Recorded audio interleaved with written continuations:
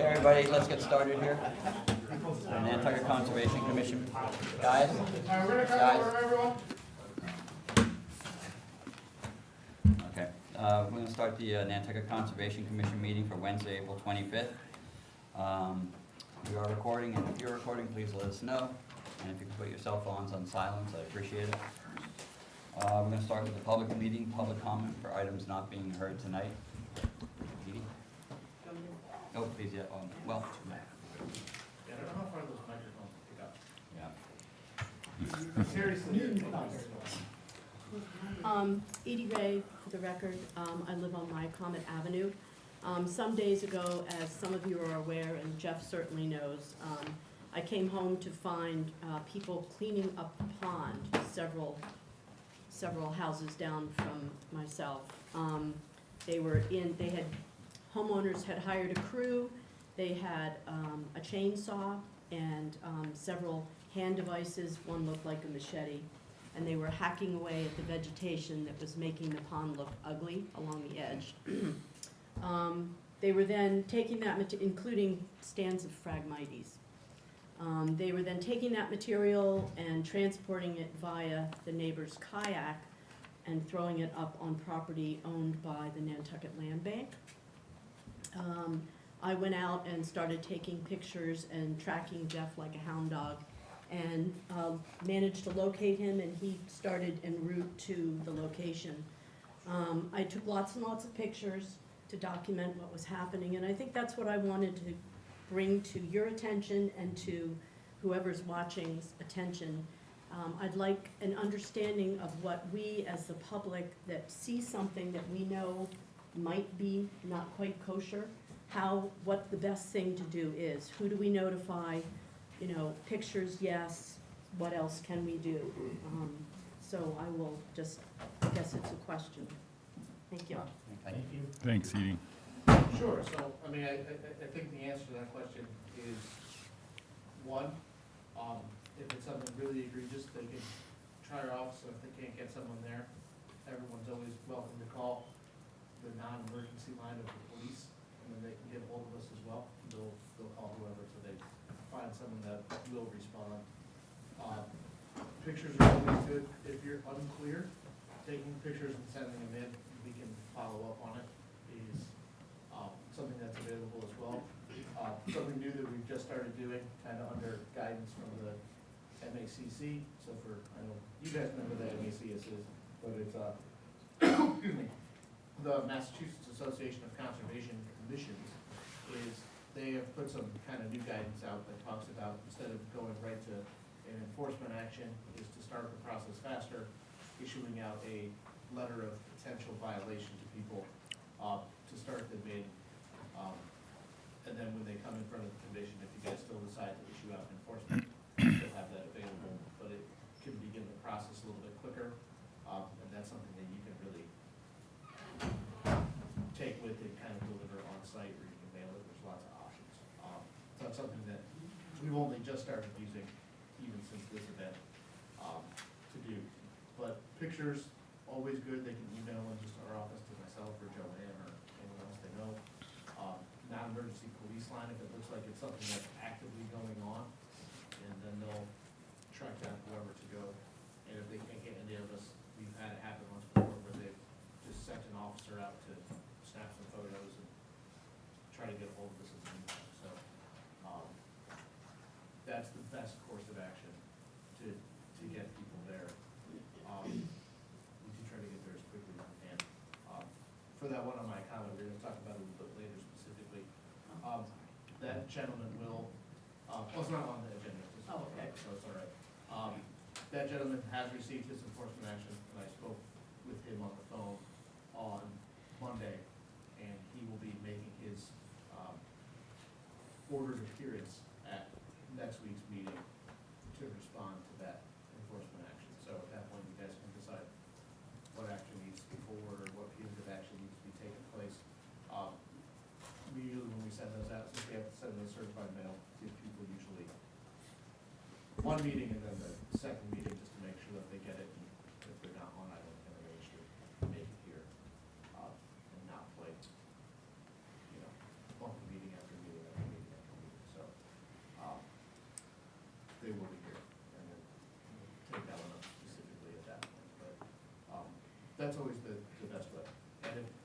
unsure, send the pictures in, and we're happy to sort it out, and figure out if it's an issue or not.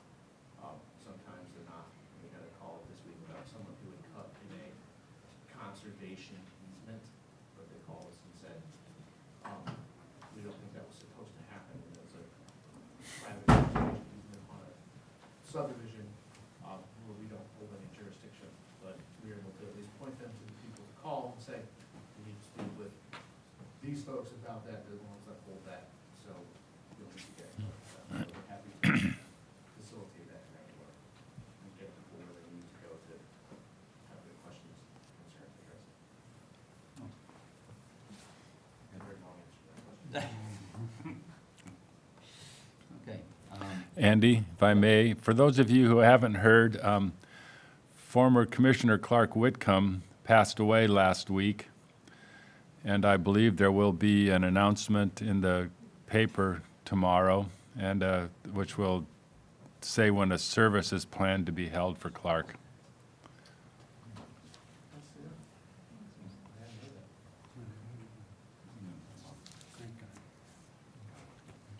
He was great. He always asks good questions about all of our projects related to fishing. Or Nantucket. Yeah, fishing and that. He was on the board from probably '03 to '06, '07, somewhere in there. I think he started the same time I did. Clark and Bob, or Rob Rudin and I started at the same time. Yeah, that was very early 2000. He was chair for the last term I think he was on, wasn't he? If I remember right, wasn't he chair? I think Ginger stepped down and Clark, or something like that.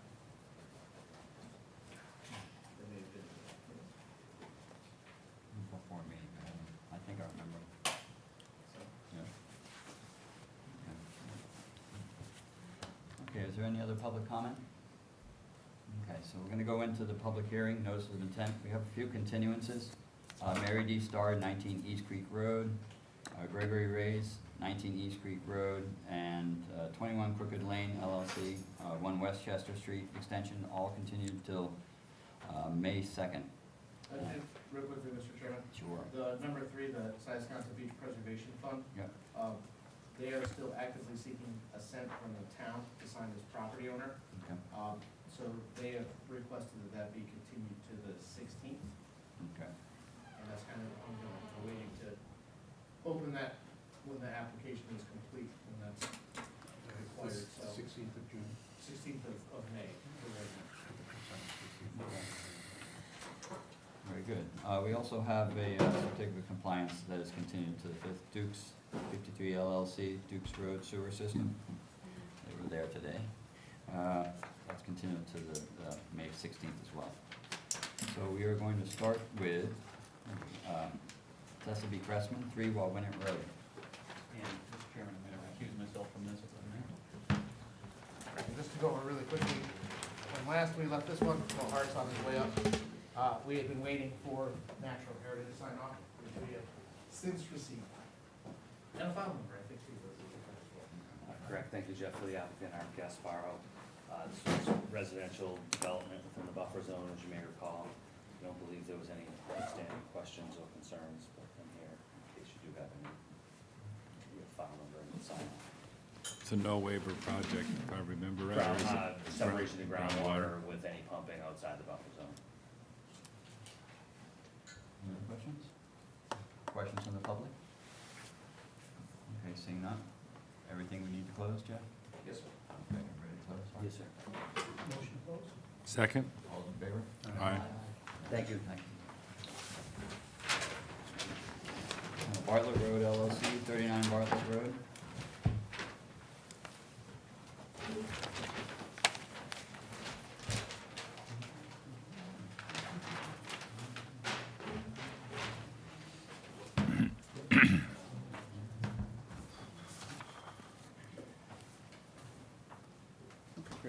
Thank you. For the record, Paul Santos with Nantucket Surveyors on behalf of the owner and applicant, Bartlett Farm LLC. Also with me is John Bartlett, owner and of the property. At the last meeting, we were lacking a DEP file number. This is a notice of intent for the expansion of the existing solar array location in the farm. The activity is taking place within an existing furrowed farmland, and waivers were requested with regard to the location of the solar panel array as they exist along the westerly boundary line of the farm itself. We were requested to see if we could pull the arrays at least outside of the 25-foot setback. That has been accomplished, and in some cases, they're significantly outside the 25, up against the 50, but there still are some of the arrays within a small portion of the 50-foot setback along this area right there. You can see that 25 is here. I'm sorry, the 25 is along this area, so there's nothing within the 25. There still are some arrays within the 50. Again, so it is a notice of intent, no NHESP jurisdiction within the farmland itself in this location. The wetland itself is a bordering vegetated wetland that actually occurs on the property to the west, which is part of the Helmet Pond Association. And that's the application. I think, again, the request was to remove outside the 25, and I think we've accomplished that. And that's what the proposal is, and happy to answer any questions that you may have. John, I'm just wondering, how well is the vegetation holding up under the existing array?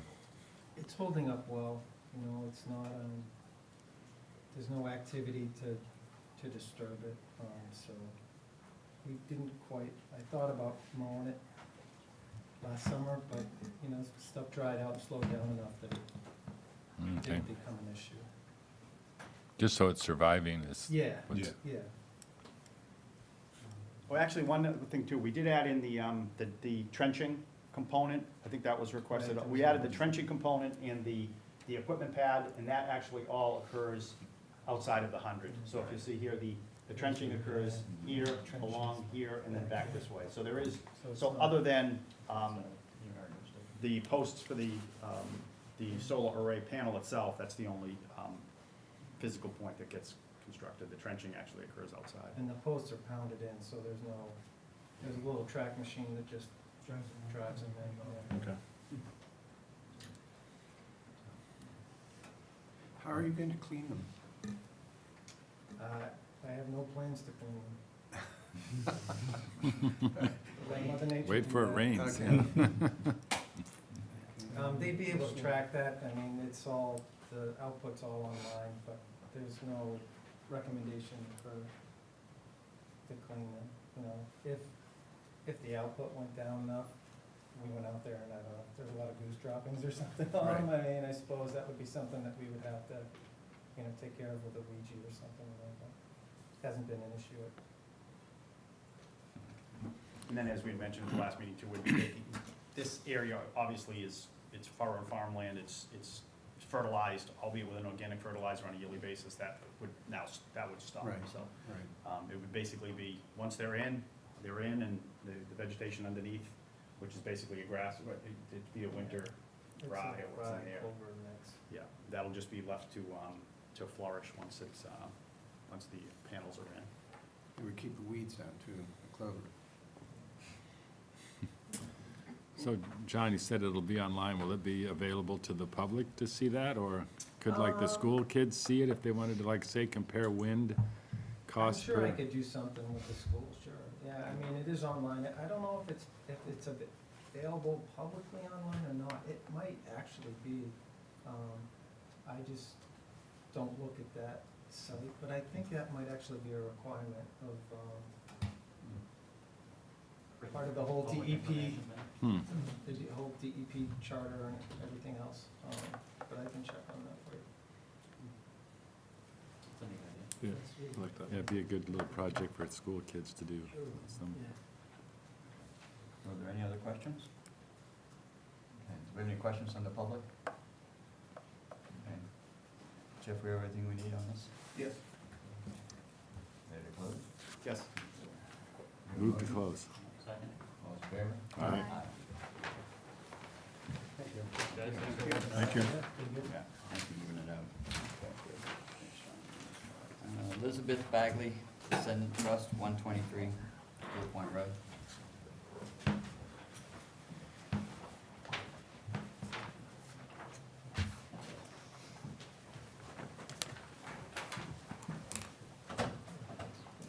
For the applicant, Art Gasparo, along with Seth Wilkinson.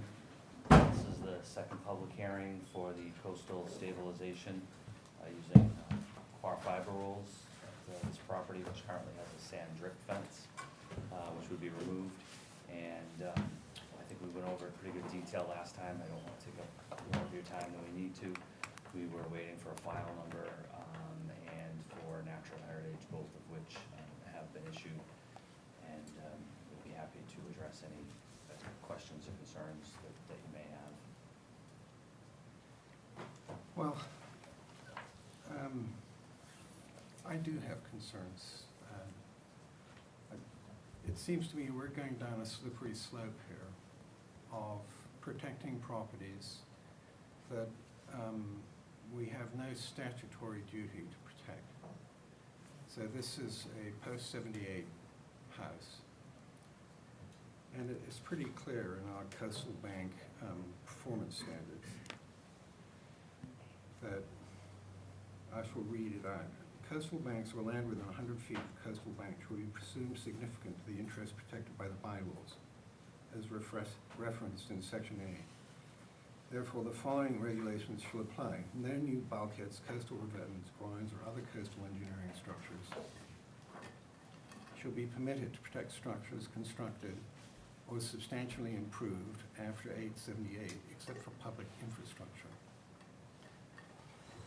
And then it mentions bulkheads and groins. Then it says, other coastal engineering structures may be permitted only upon a clear showing that no other alternative exists to protect a structure that has not been substantially improved or public infrastructure built prior to 1978 from imminent danger. So this house doesn't meet that criteria.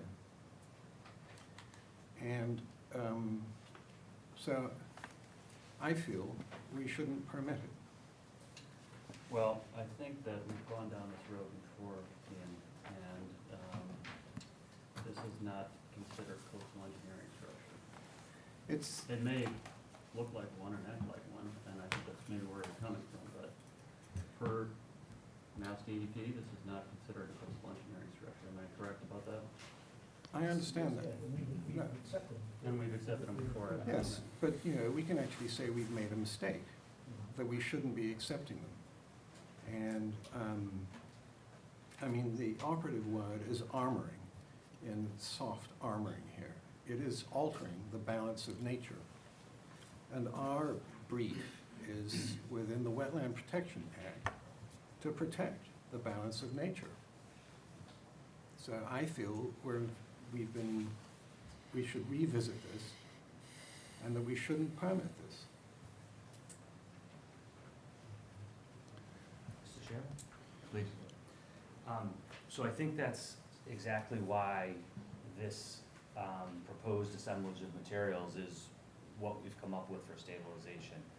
Again, you know, the goal of what we're trying to do, and I think the other projects have demonstrated well, that the upper portions of the bank are able to be vegetated and stabilized by putting the coconut fiber array at the bottom, which is not something that is going to last forever.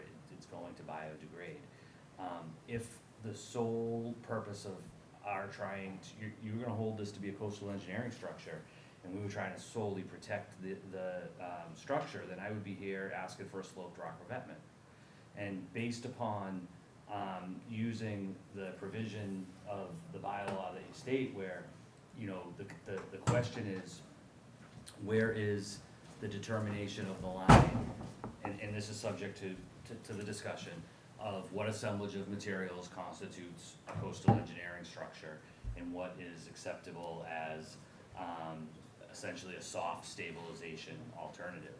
And that's what we have worked, and Seth has worked very hard to come to a place that by using biodegradable materials, a series of plantings, it's not timber and stone or steel, solely for the purpose of, you know, stopping erosion. And that, I think that's where we also focus on then the performance standards as related to, the stabilization, you know, the assemblage of materials and the stabilization alternative.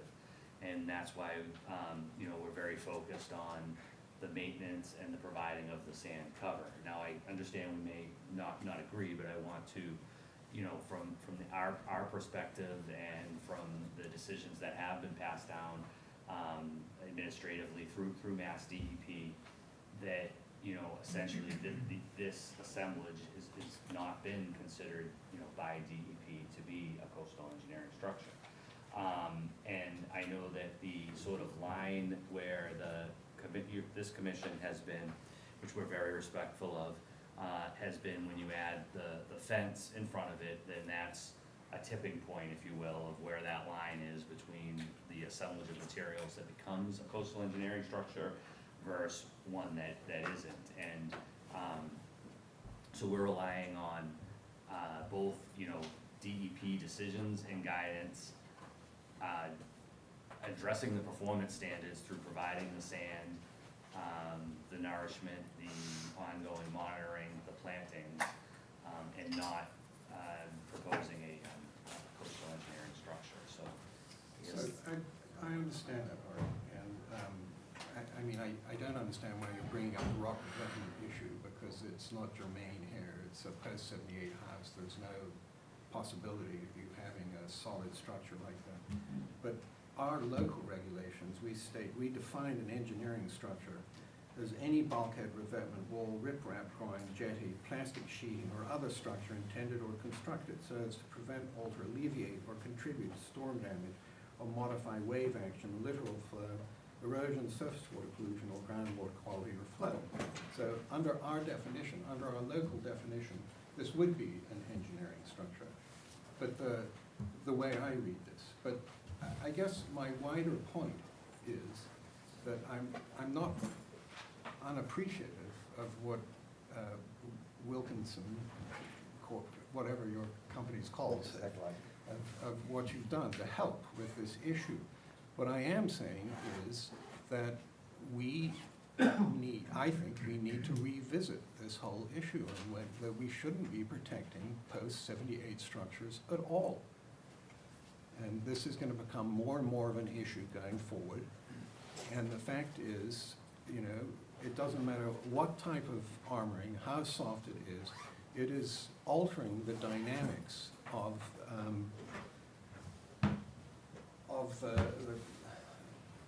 the natural system. And that's really all I have to say.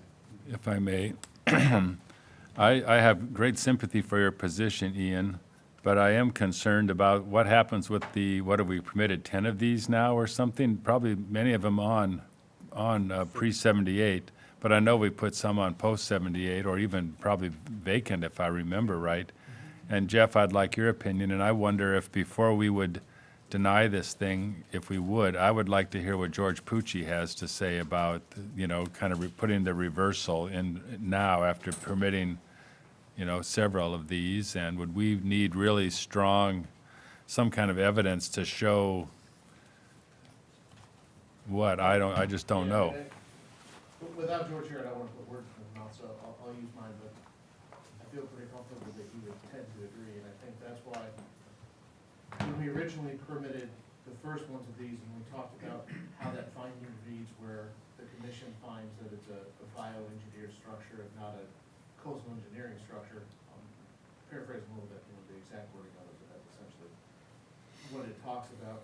If we were going to go against that finding going forward, one, you would probably face appeal, and George would say that whatever analysis was done to change that opinion would need to be very well discussed and vetted, and then those differences come back to why that position has changed. And I remember from the first discussions where these came up, that finding was based upon a lot of guidance from coastal zone management and Mass DEP talking about the use of these materials not constituting coastal engineering structures. So I think if you were going to change that opinion now, you would essentially be providing the analysis that overcomes DEP's opinion on whether it is or whether it isn't. Because I think ultimately you would probably be facing an appeal on that. And so you'd be having to build the grounds for that change very clearly. Not saying it's impossible, but I think it'd be very difficult to do. And in just my administrative opinion, I think DEP probably overturns that decision because this is within their standards, and you would really just be looking at a superior court appeal for where that debate was had. And again, I think there has to be very thorough and clear evidence entered into the record on why that change was made at this point. And then there's different recourse for that going back to the other permits, but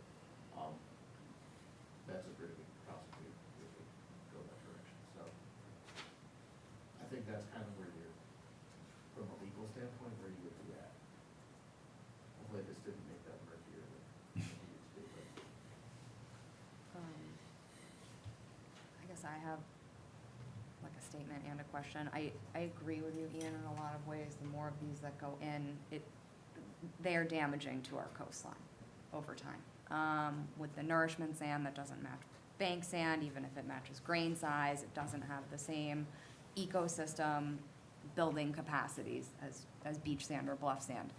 Also, during last meeting, you mentioned timing after storms to work on these. And the more of these that we're getting on coastlines, the more relevant that point becomes. Because if you have 10 of these things lined up, and you only have 1 or 2 individuals on island who can service them on Eel Point, and then they need to get to Pocomo, and then they need to get to the head of the harbor, well, then we have a problem. You know, then we have 20 of these things that aren't being serviced immediately after storms, that aren't giving nourishment sand as they should. So I think that we definitely need to add that to our conditions. You know, the time to servicing these after storms, and that being quicker than it is currently. Because that'll create problems. Yes.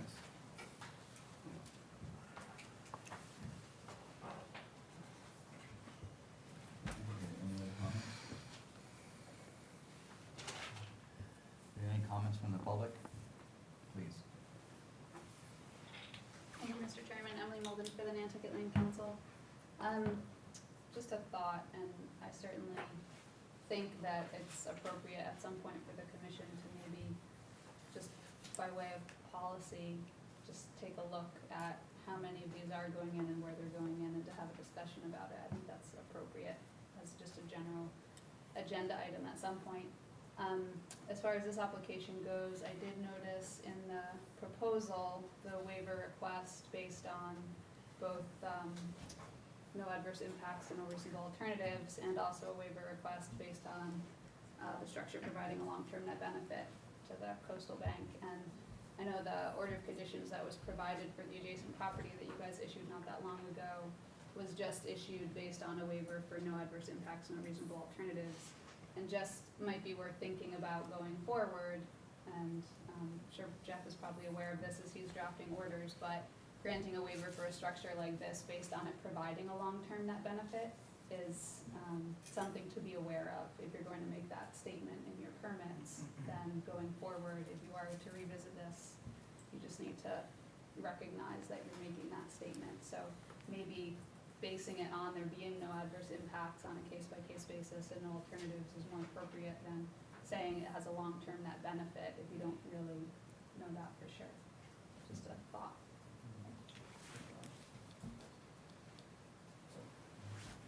if I can respond to that, because it's, the previous orders that have been issued on the structures that have required waivers, none of them have been issued with that net benefit request for kind of those reasons that were outlined. I mean, while it may benefit the coastal bank that's sitting there the day before construction, is, it's more fitting with the standards and the discussions in the the analysis that you guys have completed, it fits better into the no adverse impact, no reasonable alternative, and the net benefit. Can be debated and hauled around, but, the other ones that have been permitted didn't look at that.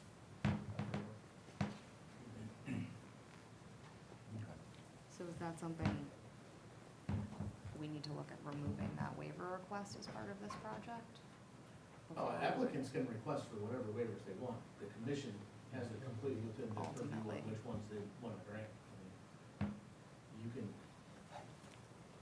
could ask for all four of them if you try to put it together. I don't know if you've ever seen a project that's done that, but it's to the discretion of the board which ones they grant and which ones they feel are just to be granted, not necessarily, well, they've requested it and we have to grant it on a big that. It's simply not the case. I mean, just last week alone, at the last hearing, we had the waiver for an IA septic system, and we've never granted a waiver for no adverse impact, no reasonable alternative for a septic system upgrade, because septic systems just inherently have an impact.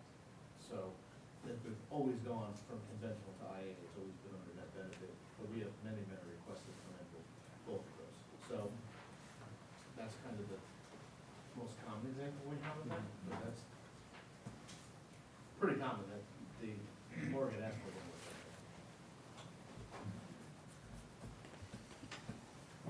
Okay. So, there's no other public comment from the commission. Jeff, do you have everything you need to close on this? You guys don't have any further questions or? I would, I'd really like to hear Pucci's opinion I on, would too. on what happens if we would decide to deny it Right. on the And local. how it could be defended. Yeah, if we could Yeah. defend it, and what we would need to do to defend it. Would we have to hire an engineering firm to, you know, really come in with the educated report on the impact of these things? And Right. that, just that sort of level, what would we really need to defend that decision? Because I don't want to make a decision that throws us into a court case that we're going to lose. That's the last thing I want. If that would be the way we go, I'd want to make sure we're going to win. I would tell you that you would need a preponderance of evidence to overcome the finding that you issued multiple times, to kind of reverse that decision. I mean, we've had this come up with other projects, not erosion control structures or things like this, but with other projects where we've talked about this.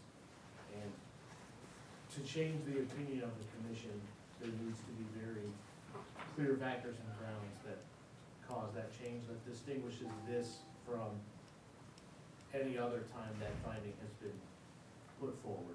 And it has to be, I would say it would have to be very clear and very definitive. I'm happy to ask George to put that together, but having talked about a lot of erosion control structures with George, that would be my guess is where we'd be going with that. Well, I still would like to hear from him, and I'd like to see how we could structure it. I must have 50 web links on the damage that various soft and hard armoring does to coastal beaches, at least. I mean, the verdict is in about how it alters, and I can bring in books, I can bring you in web links, and the bottom line is, from my point of view, is that I think we need to change our policy on this, and I agree with you that if at this juncture we can't, because we've locked ourselves in right now because we are in an indefensible position, I think that's really unfortunate. And I'd like to take advice on how we can unlock that position going forward in the future. So. Mr. Chairman, it just sounds like a much bigger argument, a much bigger discussion than this particular project. And certainly, if the commission wants to work with town council on that, we're looking to close the hearing. We're not looking to continue. We think we've given enough information to make a decision on this project. Certainly, you can do whatever you want with town council and have a bigger policy discussion. I'd be happy to be part of it. I've worked on things like that for the state and for municipalities, to give you the best information you can have. Because I find that interesting. I've been doing this for 20 years. I've never seen anything on bioengineering having a detrimental effect. I've seen everything to the contrary. Never seen anything. So I'd be interested to see those web links as well. But I'm puzzled as to why it's coming up in the second hearing on this project when we didn't come up last time. So I think we're looking favorable. Well, it's been sort of simmering, because now they're getting quite a few. Yeah, I understand. On the bigger issue, I completely understand. It seems Yeah. to be an aggregate. Well, what's the general feeling of the board with waiting for comment from council? I would just as soon hear from council myself.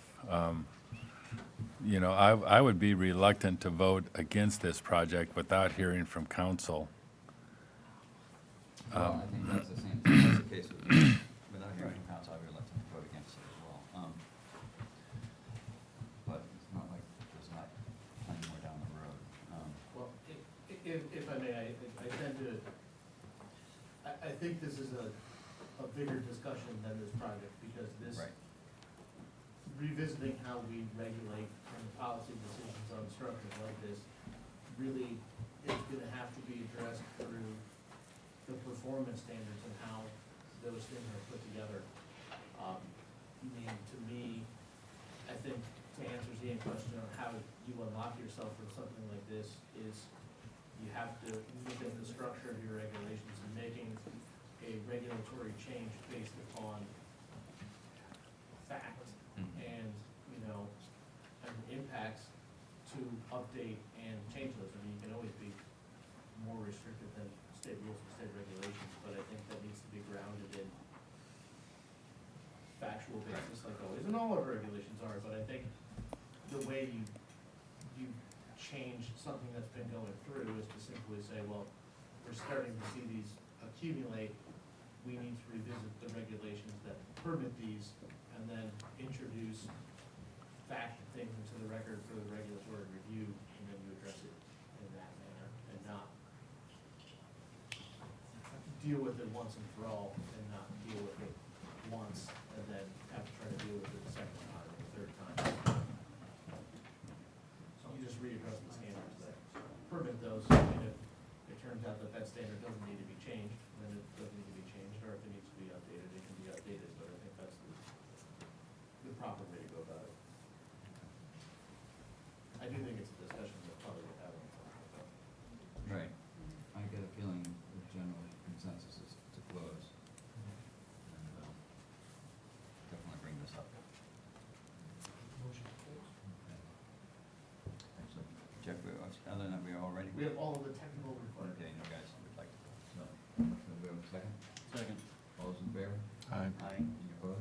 Aye. Okay, well, Thank you. Thank you.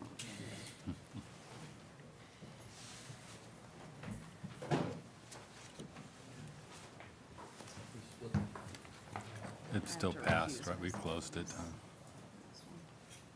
Andy, we did close, didn't we? yeah.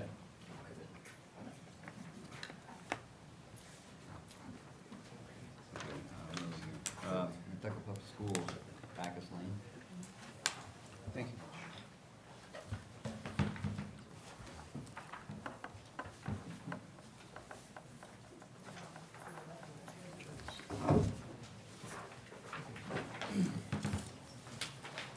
Thank you.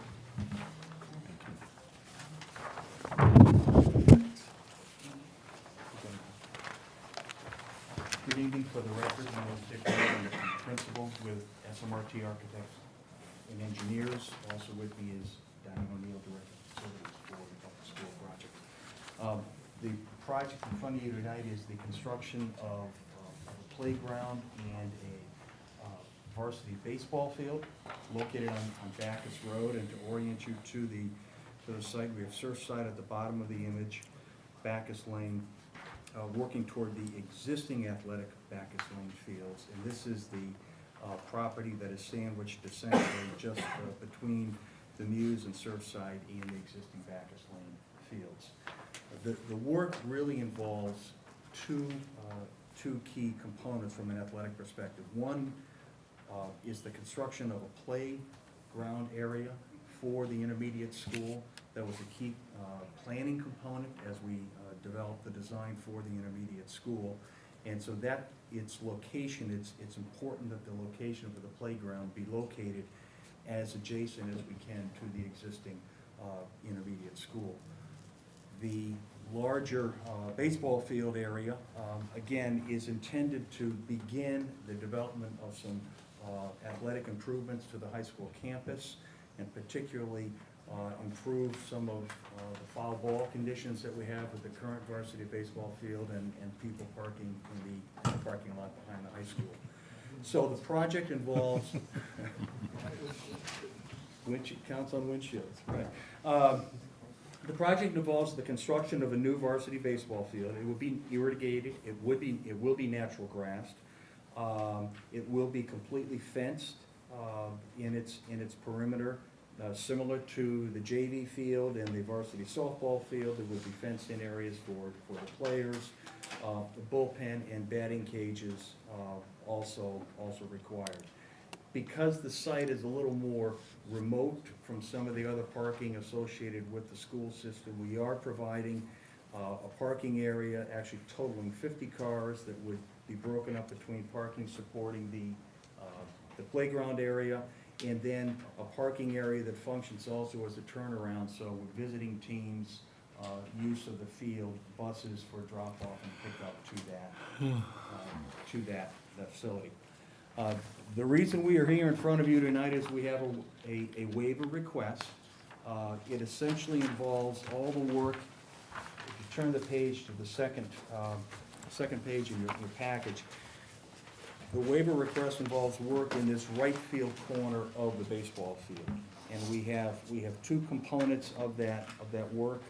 The area colored in blue totals just over 2,200 square feet of disturbance within the 50-foot setback line, and the area in green totaling a little over 14,600 square feet involves some grading within the 100-foot buffer area.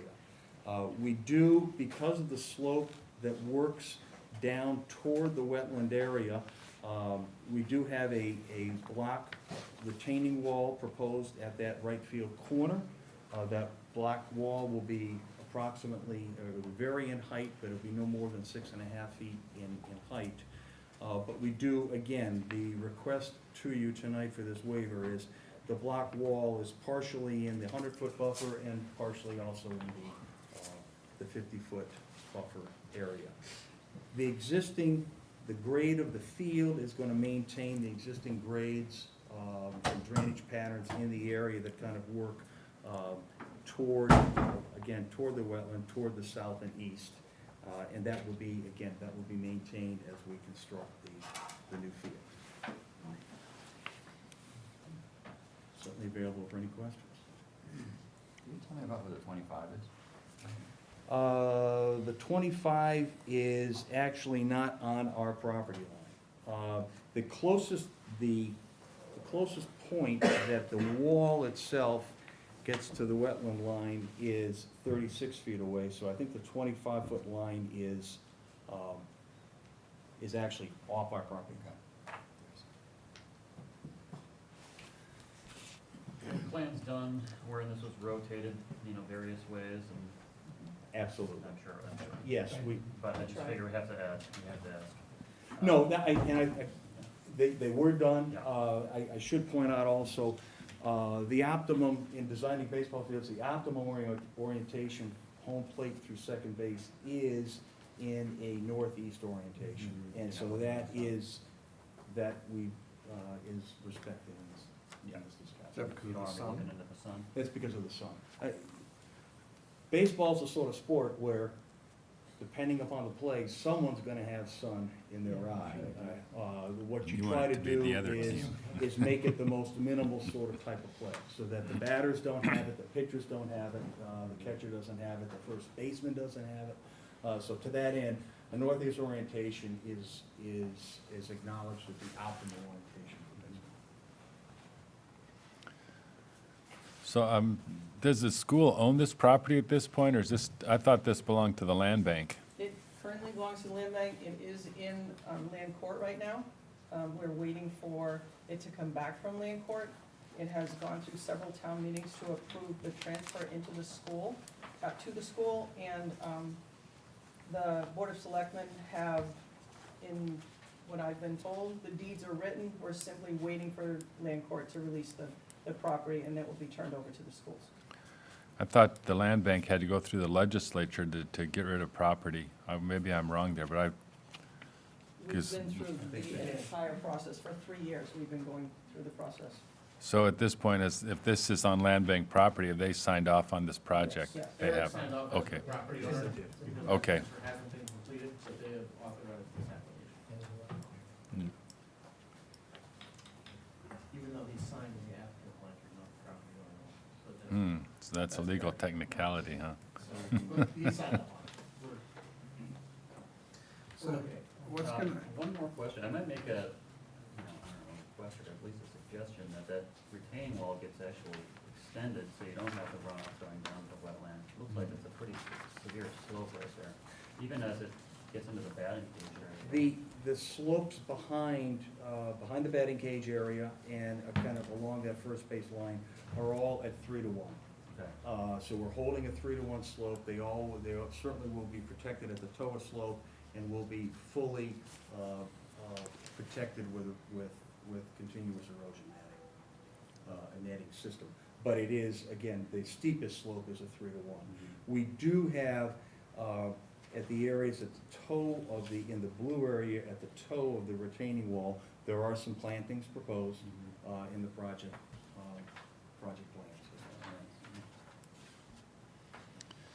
So at present, there's a major cut through, I think it must be from Quail Lane, where, kids come off there, go down across that ditch, and have a path up to the school. And I suspect you're gonna have a lot of kids cutting across your field, or somehow trying to cut through there, and I just wonder how, is there gonna be a route that they can take, or what's gonna happen, or they'll find one? We do have sidewalks proposed along the kind of the access way into the site. They might find that because, again, the field itself will be fenced in with a permanent chain link fence. So I think it'll be a little more. They'll have to go around the field. They'll have to go Right around. here, yeah. There's a sidewalk. Okay. And there are some paths, to your point, there are some paths that people kind of use to work toward the intermediate school, and again, I imagine they will just work themselves onto the structured sidewalk system. why are you putting a retaining wall in at all?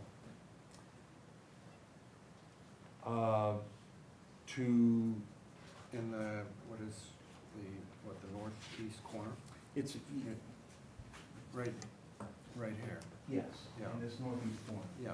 It's really because the grade continues to fall off, going down to the wetlands, so to chase the grade, we would be impacting wetlands. And then outside that, those trees are not plantings that you're proposing, they just happen to be there? Those are existing plants. Those are existing, Mhm. okay. So, how many balls are gonna end up on the other side of the wall? Well, that's what we're trying, that's why we are proposing the 6-foot-high fence in that area to minimize the balls that will Gotcha. will land there. And But how high will? we won't eliminate it. Right, in right. that regard. So, well, Yeah, I'd hate to see the outfield run off the wall too, so. right. On the Google satellite map, it doesn't, I haven't been back there, so I don't know to what extent it's a functioning wetland at this point. It's kind of a drain, it's seasonally wet, Yeah, but it's typically maybe kind of muddy in there sometimes, but it's not, like, there's not hardly ever, there's puddles that stand in there after rainfall. yeah. I used to walk in there quite a bit, actually. It's kind of a nice little grassland habitat and some nice woodlands on part of it and stuff. I kind of hate to see it go, but Are we restricting any sort of pesticide and treatment of these fields? I know the fields out here are pretty well treated every so often, to the point they put signs out on them, not to go on them. You're supposed to do that by Yeah. state Yeah. regulations if you're farming products like that. You're supposed to be posting that you're doing it so people are aware, and I know they do that at the Delta fields and then Yeah. I never know what they call it, the other soccer fields across the street from the Delta fields, that are there, they do post anytime they do some sort of application, but I also know that the school and then the Delta fields and the DPW that maintain it, they're very good about the fertilizer GMP and following it there. We actually use the nice example of one of those, they follow it kind of to the letter. Pesticides and herbicides, I think, are something that, we don't regulate locally, unless you're state regulated, so you could request it, but we haven't done that one before, but it's always something that's regulated through, Department of Agriculture, so. And that's where the signage requirements come from. Right, no, I'm just concerned about runoff from this field. And I think one of the field on its initial installation is proposed to be sodded, so we're not going to be saddled with trying to generate lawn and having some siltation and erosion during its development. The field is proposed to be irrigated, and we have found irrigation of the field really helps in terms of the maintenance from a fertilization perspective there, and so from an application perspective. If the fertilizer, if the irrigation is well managed, that helps promote the healthier field that doesn't require as much of the. That's actually, to that point, it's a turf tall fescue. Yes, it would be a bluegrass fescue blend for the sod. Okay, has it been, so the new turf type tall fescue blends are incredible. They Mhm. look to where they're every bit as green as the bluegrass. I would strongly recommend you look into a turf type. We tall certainly fescue. can, yeah. What we need, again, since we are sodding this field, You can we. get sod in the big rolls. Exactly. Anything you need, turf tall fescue is the way to go on this for sure. What about lighting? There is no lighting proposed. Just some security. Yeah, there is, thank you. There is lighting, minimal lighting, and some security cameras associated with the parking Okay. areas, but there's no athletic. So there's no night games? There are no scheduled? night Okay. So Jeff, unless I'm mistaken, this is basically the extreme head of My Comet Pond. Isn't this basically, you can trace this right down into My Comet Pond? Yeah, this valley originally is the one that used to connect out, kind of forks out a bit further north, but it connects out towards the creek and then kind of through the creeks and then kind of patches in that area there, but it. Oh, it does, so it traces goes that way, back. okay. Yeah, it goes up and then it forks a little bit and it still goes straight, but it's that valley that at one point probably connected to my common pond until we put about 4 roads through it, Mm-hmm. some subdivisions and all kinds of good stuff with it. So would your suggestion, Ben, that they use fescue grass? Yeah, so there's a turf type tall fescue that's been on the market for a lot of years, and sod farms are growing it a lot now, we get a ton of it. It's great, it holds up to wear extremely well. So on athletic fields, one of the big things is you want it to be a very even playing surface, but you also want to make sure that it has good regeneration. So sometimes like on athletic field, a lot of times you'll seed in perennial rye because it'll come up, particularly in a bluegrass situation, because bluegrasses will melt out in the middle of the summer. It's a really difficult grass to keep healthy. So we're really in the industry getting away from bluegrass.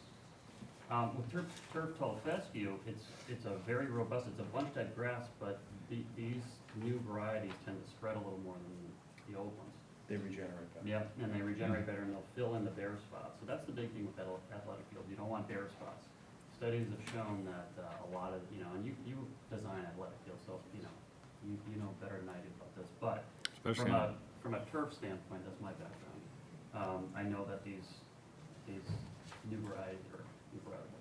So if that's available for something like this, I think it could be a real case study too.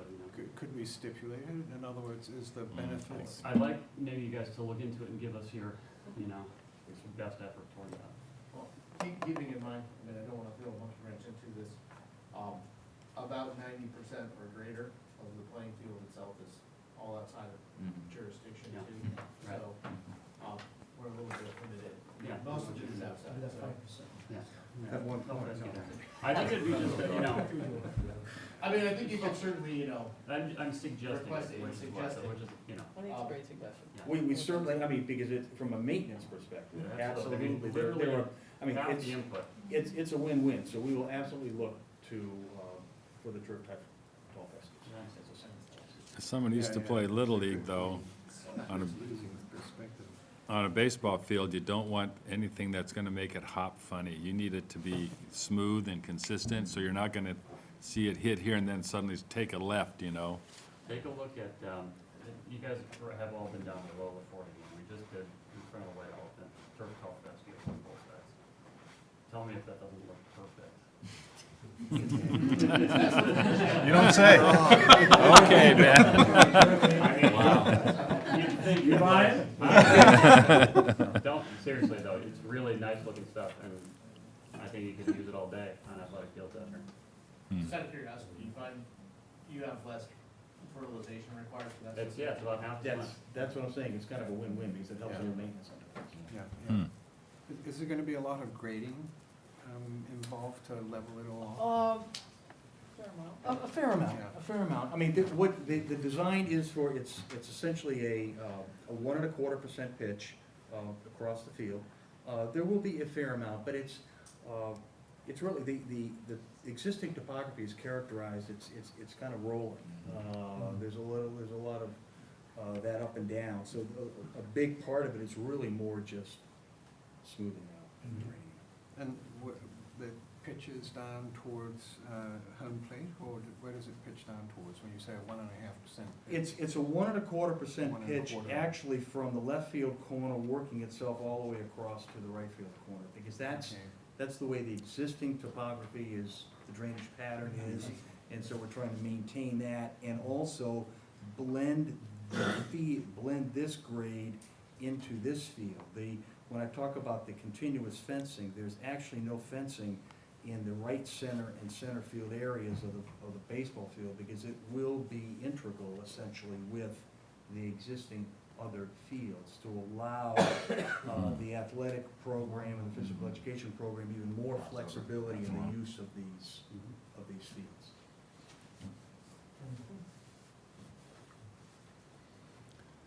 So there won't be a center field fence? There will not be a permanent center field fence. Just There say, how are you gonna are- know if somebody hits a home run or not? Well, there are Well, there's one many now. temporary systems that you can put up, so in essence, for spring baseball season, there will be a portable outfield fence, but it won't be a permanent fence, so that in the fall, when soccer is played, there's a lot of different soccer configurations that could happen. Even for practice. Hmm.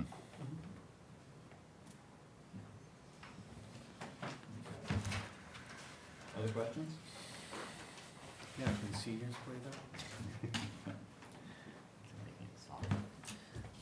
So the first pitch, Ian. Yeah. Not showing up. Okay, any questions from the public? There's no neighbors complaining. It's a good sign. No, Mhm. okay. So Jeff, we have everything we need? Ready to close? Would you like to close? You can look, the tuition is. Second. All those in favor? Aye. Thank you. Thank you. Thank you very much.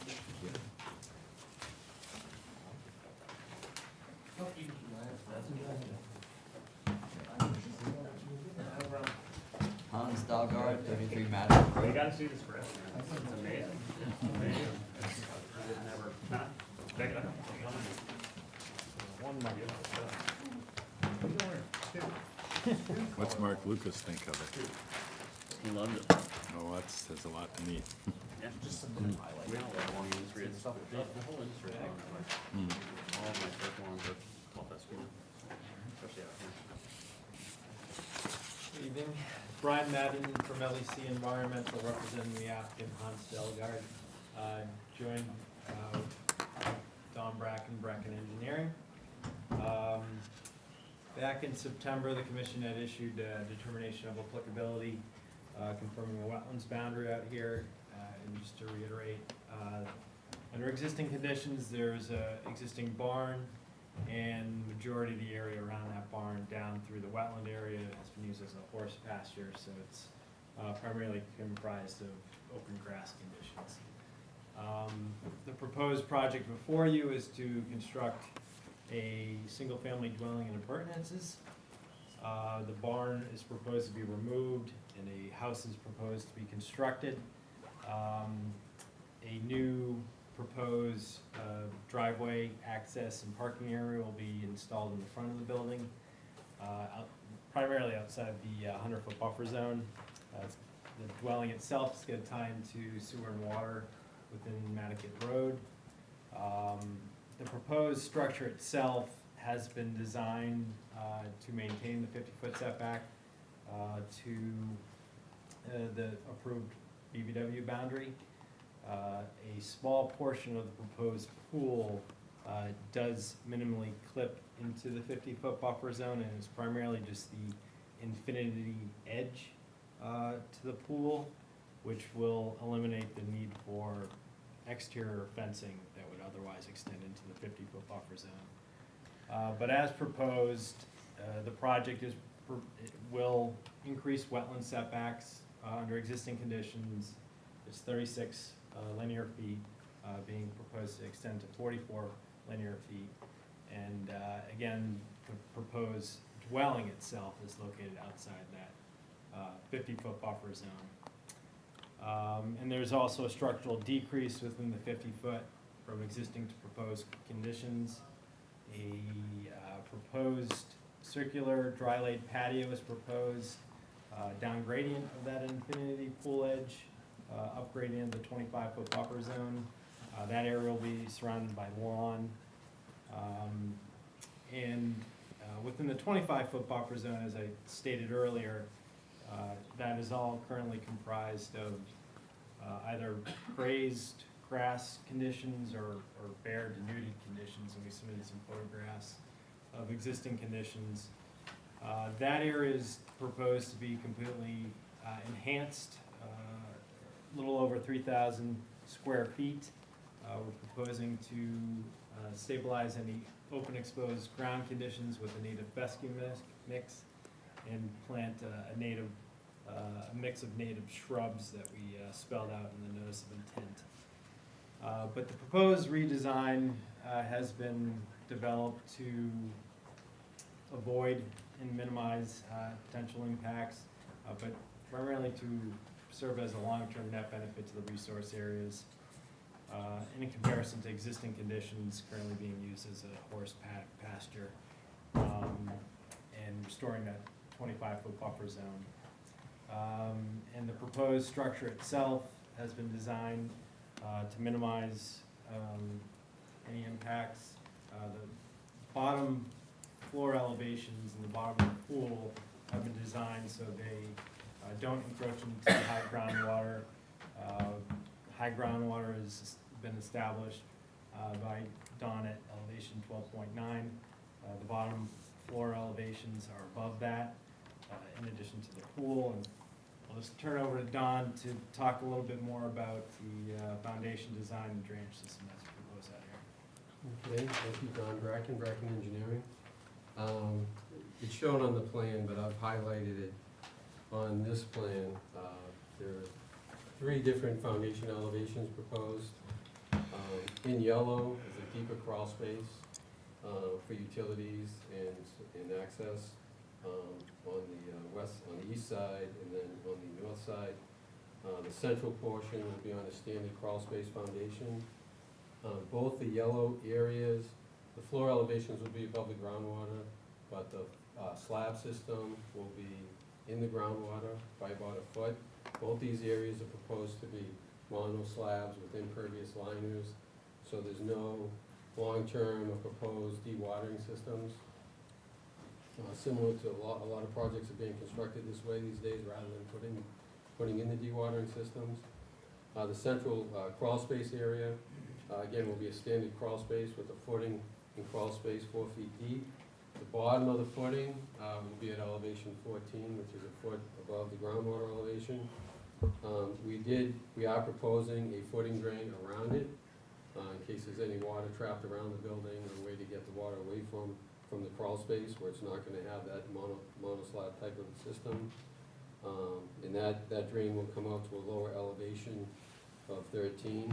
We don't expect to see any continuous flows, but if there's ever a small spike in the groundwater, or again, if there's any moisture that develops around that crawl space, it will have a place to get relief. The drainage for this, for the proposed project consists of grates installed in the patio areas, routed around toward the front of the property where the elevation is higher. We're proposing 2 dry well systems, infiltrated type systems, to receive the roof runoff and the patio runoff. The soil information you see on the plan is from a soil boring that we had done when we prepared the plan originally. Since then, we have done another test pit out there, up in this area to confirm the soil conditions for where the foundation is gonna go and for the drainage systems. We found very sandy soils, same water elevation that we found when we did the boring. The drainage system itself is, again, those infiltrated type drainage systems.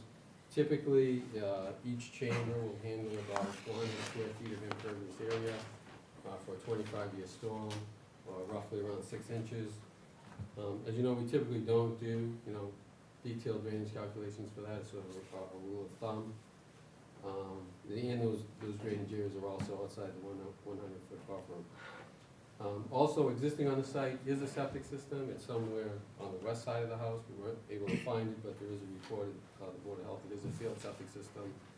There was a bathroom inside the barn and some kind of crude living conditions. Obviously, we're gonna tie into town sewer, so we'll be removing the septic system that's currently there.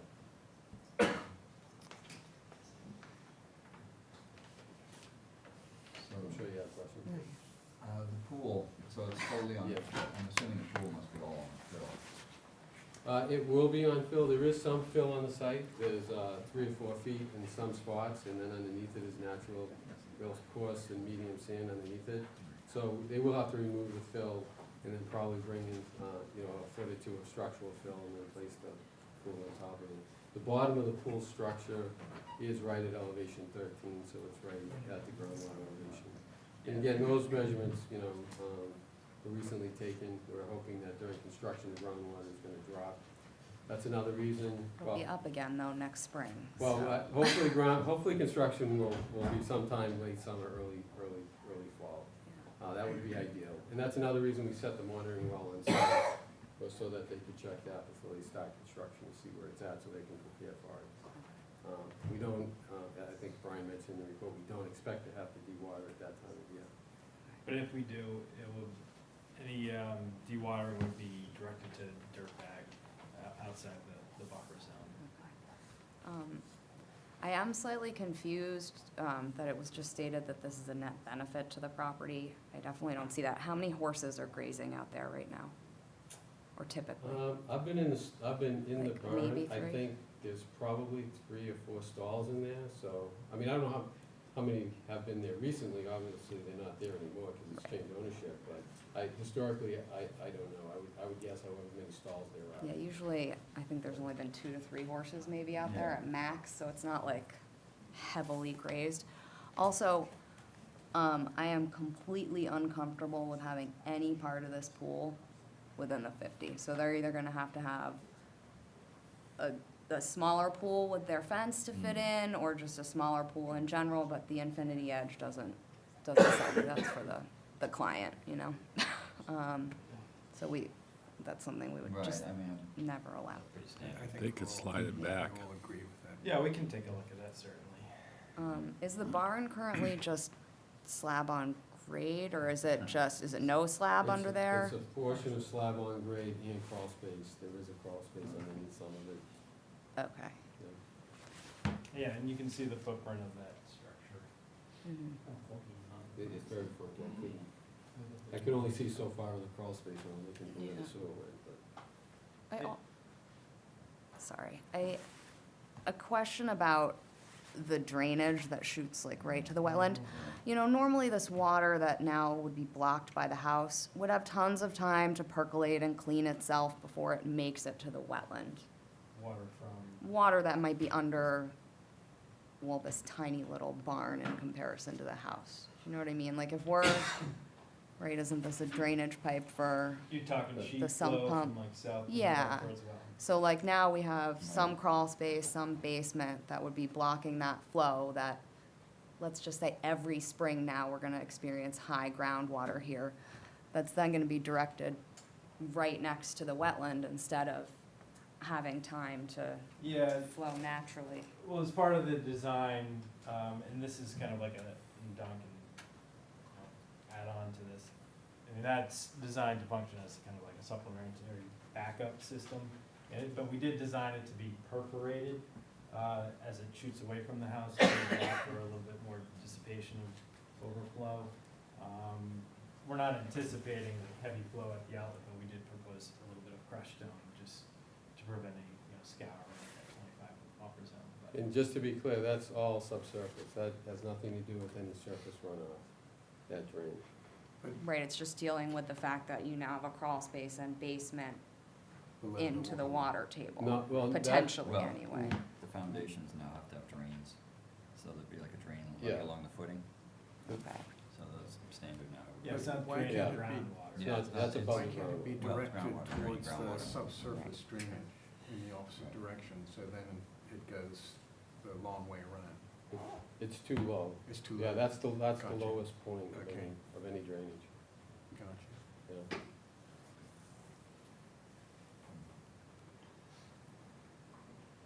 But we have received some letters from the butters and have reviewed those, and I'm sure they'll be wanting to talk, but, we have put our heads together and look at addressing some of the concerns. here. Yeah, whether you have a swale, so you're really trying to like manage this That was on site. talked about. Yeah. But when you deposit all the water at the end, it's like, forget about it. Yeah, again, that's kind of just for the footing drain itself, not like collecting The the roof roof. That's not runoff. the issue, Yeah, I and mean, patio it's- as well, You know, patio drains. ideally, we'd like to put that in the back of the house, but given the depth of high groundwater, that's not feasible, so those are the locations where, some bioretention features could be implemented out here. And it's something you don't always see for a single-family dwelling, but certainly, I think it would work in this setting. If they enhance the 25-foot buffer, that should help, Yeah, that. a lot of water- slow the water I'd say- down at least and Exactly. let it, And that was kind of the crux of the improvements to existing conditions, where there's zero vegetation, more or less, aside from shorn grasses, Mhm. to, a replanted 25-foot, reestablishing that.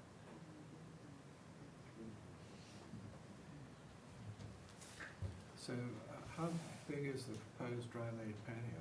What's the surface area of it? I don't have a specific calc, but I guess if you can. Pretty big. Run it in comparison with the pool. That's 16. 900 square feet, 800, 900 square feet? Porch is 20, about 25. But certainly, Yeah, about 20 maybe. looking into getting that pool outside the 50-foot, that would obviously decrease. what, that's not right for that porch.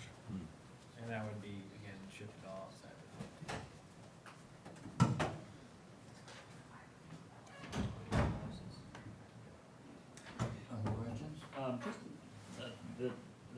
I'm curious, how are you guys dealing with this side, as far as impact to this property, right along this edge? This is raised, I take it? It is raised, and then this is a retaining wall on this side. Okay.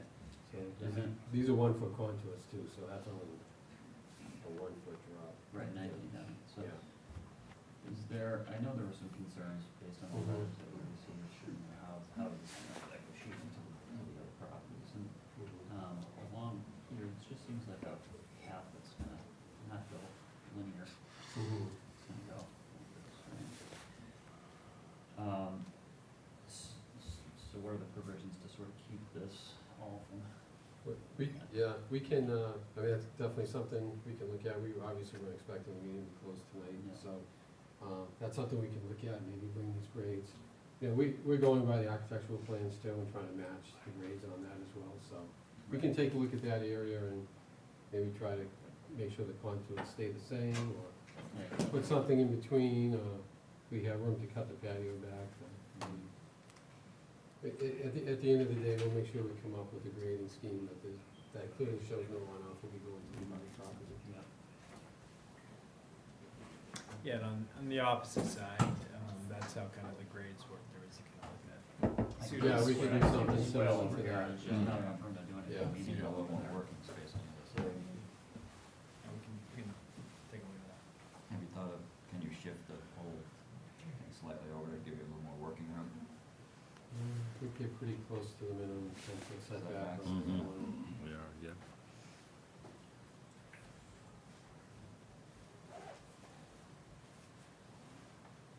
So are we all in agreement about keep this outside the 50? Yeah. Oh, Yeah. Absolutely. Yeah. Yep. We assumed that was a mistake.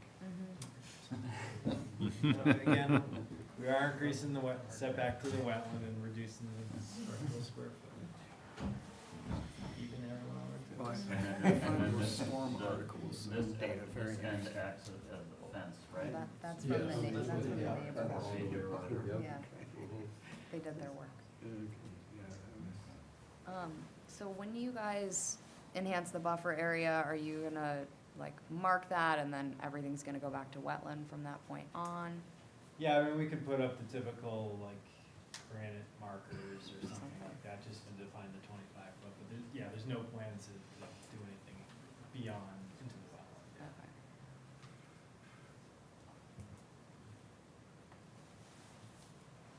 Other thoughts? Open up to the public. Chairman, Stephen Cohen, I represent the abutters of 31 Nantucket Road, one of which is here tonight. I believe this is a substantial filing that he made on some engineering issues that he'll address after I'll just sort of highlight some of the Wetlands Protection Act issues. I think you've covered it. I'm pleased to find myself in such agreement with the board, which is not something I'm used to. I'm a little shaky. But, obviously I come before this board all the time with clients who are proposing new houses and big developments, and I always tell them, look, we have to make this fit all of the boards. You've got zoning, you've got HGC, you've got Concom, you've got everything. And to me, this project does not seem to have respected the Concom's aspect as much as it could. And it seems to have sort of maxed out the zoning area at basically every square inch, right? And the impact is, I totally agree that there's no justification for going inside the 50. I have clients all the time who come in with a house that's in the 50 and they want to change it and pull it back a little bit. But turning this barn, getting rid of this barn and trying to use that to justify staying in the 50 is a totally different situation. And I think that moving out of the 50 is a no-brainer here. The other thing I think that should be happening is that there's 100% disturbance of the 25 to 50, and generally you would require not more than 50% disturbance.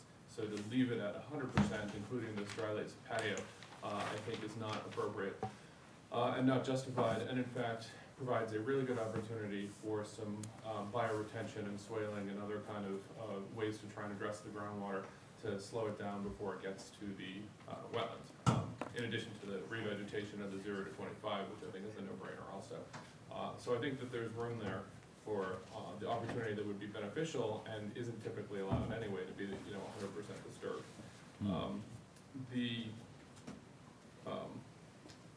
applicant says that they're going to have no dewatering, but that they might have to do dewatering, and I think there should be a dewatering plan, especially for the construction period, where I think that there's likely to be overdig and other issues. It might be that they're exactly within an inch, but I haven't really seen that yet. So I'd like to see a dewatering plan in more detail, then maybe we might have to do it.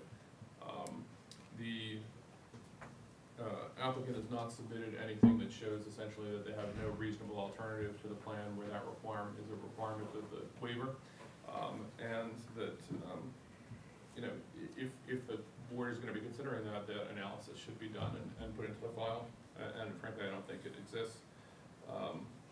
The plan doesn't show any fence at all, and I guess the applicant is inserting that the infinity edge is gonna count as a fence, but, you know, I'd like to see some evidence of that, because it's certainly not the first time where someone has had to come back and then put the fence in the 50. So that should be confirmed in some way before the board were to accept it as a fence. And then the real main thing here is that this house is going to create a substantial amount of water runoff that is going to overwhelm the drains that are proposed there, and which my client will explain in further detail. And so what you're gonna have is essentially a flooding of the very wet area that already exists now with no real mitigation in place. This is already a high water area. It's wet all the time, it's muddy all the time. You know, David, who works in my office, described it as a really great place to lose your boots if you wanna go for a walk. And, you know, adding in a house this big with this much surface area is only gonna exacerbate it. And I think that that's where the applicant went wrong, is that this house is too big and the drainage is too small. And that's where the Wetlands Protection Act should come in and say, okay, you can only have as much house and surface area as you can manage the water that you're displacing. And I mean that for both the roof and for the ground flow for the basement. And to the extent that they can make that work, great. But I think their ratios are way off here. And, Chris Wolf, can you give you some engineering that I don't understand? Good afternoon, good evening, good evening. I'm Chris Wolf, I'm the abutter. We own the property at 31 Nantucket Road. I had submitted a memorandum providing our response to the plan that we had seen. In addition to that, I just want to, if I can, I've got a photograph here. I can just submit this to you, and I can send it to Joanne. This is just a photograph. I was on the property on February 11th, which was actually a fairly mild day, and I checked the temperatures around that time period, and it was continuously moderate temperature for about a week before and about a week after. So this just gives you an idea of what the property looks like. The bottom of the photograph is precisely behind the back of our property, our building, and so as you can see, it immediately goes to being fairly saturated. This would be right about here. Actually, right about here. This is their test pit is dug here at the corner of the proposed foundation. It's basically this surface area right here. So I just want to give you that as an example of what the property is like on a typical February day. I don't know what precipitation was leading up to that, but so to talk to this proposal, the issues that immediately came out to us looking at the plan was the discussion of essentially having two drains that took the water from the west side of the property and directed it to the forward part, Nantucket Road portion on the west side, and the Nantucket Road portion on the east side. The east side drain taking effectively, I'll just use the phrase, half the house and all of the pool area. And we decided to do some calculations on the volume of water. And this is all detailed in the report, so rather, I presume you have the report in front of you. So rather than regurgitating everything in it, let's just hit the high points. Looking at the storm drain system that's been selected, the area that they're planning an 8-foot by 16-foot drain system on the east and the west, calculating what the capacity is of that drain system. Exhibit number 6 defines that. We calculated out the amount of water that would be going in based on just the square surface area, not taking into consideration the surface area of the pitch of the roof. And in 1 inch of rain, you're going to overwhelm the system. And at 3 inches, which is the Cornell scale, tells us to look at 3 inches in 24 hours. you'll overwhelm the system by a significant factor. Our concern, obviously, is that all this water is, instead of going into the soil and taking its natural course, is now being directed primarily to the eastern storm drain, or eastern dry well, however you want to talk about it. And for us, that represents a significant concern. On exhibit number 3, we show you, it's a gross elevation, but it gives you an idea of what the property looks like. In this elevation, we drew some lines across here and basically dropped in the cross-sectional views of the drainage system, where it would reside compared to our property. And effectively, you're going to be putting thousands of gallons of water, directly 4 to 6 feet above grade on my side of the property line, and you're within 20 feet of my side of the property line. So we have a lot of concerns about what's in the design here. You now have a man-made methodology for removing water to satisfy the needs of the waiver, and it's resulting in what will be a significant harm to the abutter. And there's no accommodation for overflow, there's no accommodation in the design that we can see so far that will mitigate this problem. So that's basically where we're at. We have a concern with that, and we fully defined it in our response. Good. You already have flooding issues in your... We already do. More recently than prior, we do have the crawl space has a gravel base to it. Typically in the springtime, you get, let's say, 5 or 6 inches of water down there, and the sump pump's able to take care of it. This year we had 15 inches, and I required extra pumps and so forth to be able to move the water out. Yes, so we already have existing problems with it. But the water's not gonna end up just in Chris's basement, it's gonna, because of the pitch of the yard, it's gonna end up in the wetland. Basically they're pumping the water, or they're putting the water in the high point, and it's just gonna roll back to the extent of, in 3 inches of rain in 24 hours, you'd end up with an excess of 5,000 gallons rolling backwards, because it wouldn't be able to be handled by the capacity. So you're talking about that happening a couple of times a year, maybe, just in a big storm. We have a blow, or really in this area, just 3 days of rain, it's gonna be saturated in the first 12 hours anyway. So then you're just talking about everything just shooting back. There's not capacity to deal with that, and there's not grading to deal with that. And I think that, like I said before, there's the ability to have both less water displacement and better addressing what they're doing with the water, where they're placing it, how they're dealing with it, and through both engineering and bioengineering. Thank you. Can we catch up, Russ, so we Oh, can jump in here? No, First of all, I saw the calculations based on volume, and I don't know if you're an engineer, you had an engineer do the calculations, but it doesn't really matter. The infiltration systems, the size of the infiltration system, it's not a straight line correlation between the amount of runoff that goes into it and the size of the opening or the void area itself. You have exfiltration that's occurring because it's a very sandy soil. So when we run the calculations, we have certain programs that we use to run it. And so that's how we come up with a general rule of one of these chambers for every 400 square feet in sandy soil conditions. And that's roughly what we have here. And as you know, because we're not subject to the Stormwater Management Act, we're not required to submit calculations that show pre-developed and post-development calculations. We're not required to hold back all of our runoff. If we handle it properly, it goes through the wetland, that can also be acceptable. We have plenty of flexibility in this design to relocate those infiltration systems.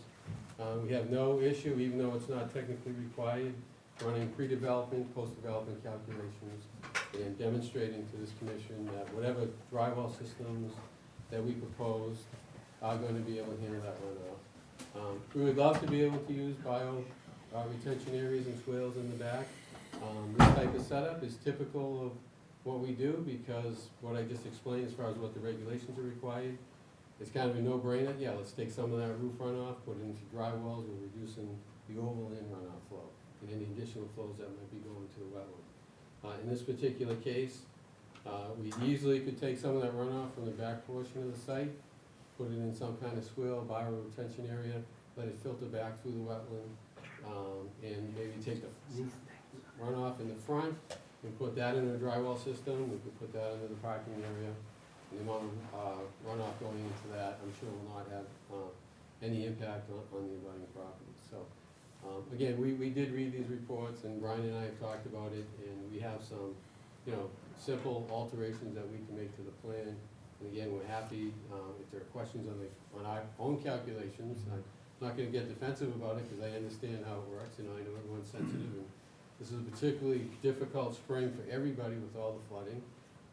So we're happy to provide that for you to review. We're happy to provide that for the neighbor to review, so that everyone has all the information, and everyone will be much more comfortable, including us. It might be a good idea. So I have full faith in Dawn. I hire her all the time.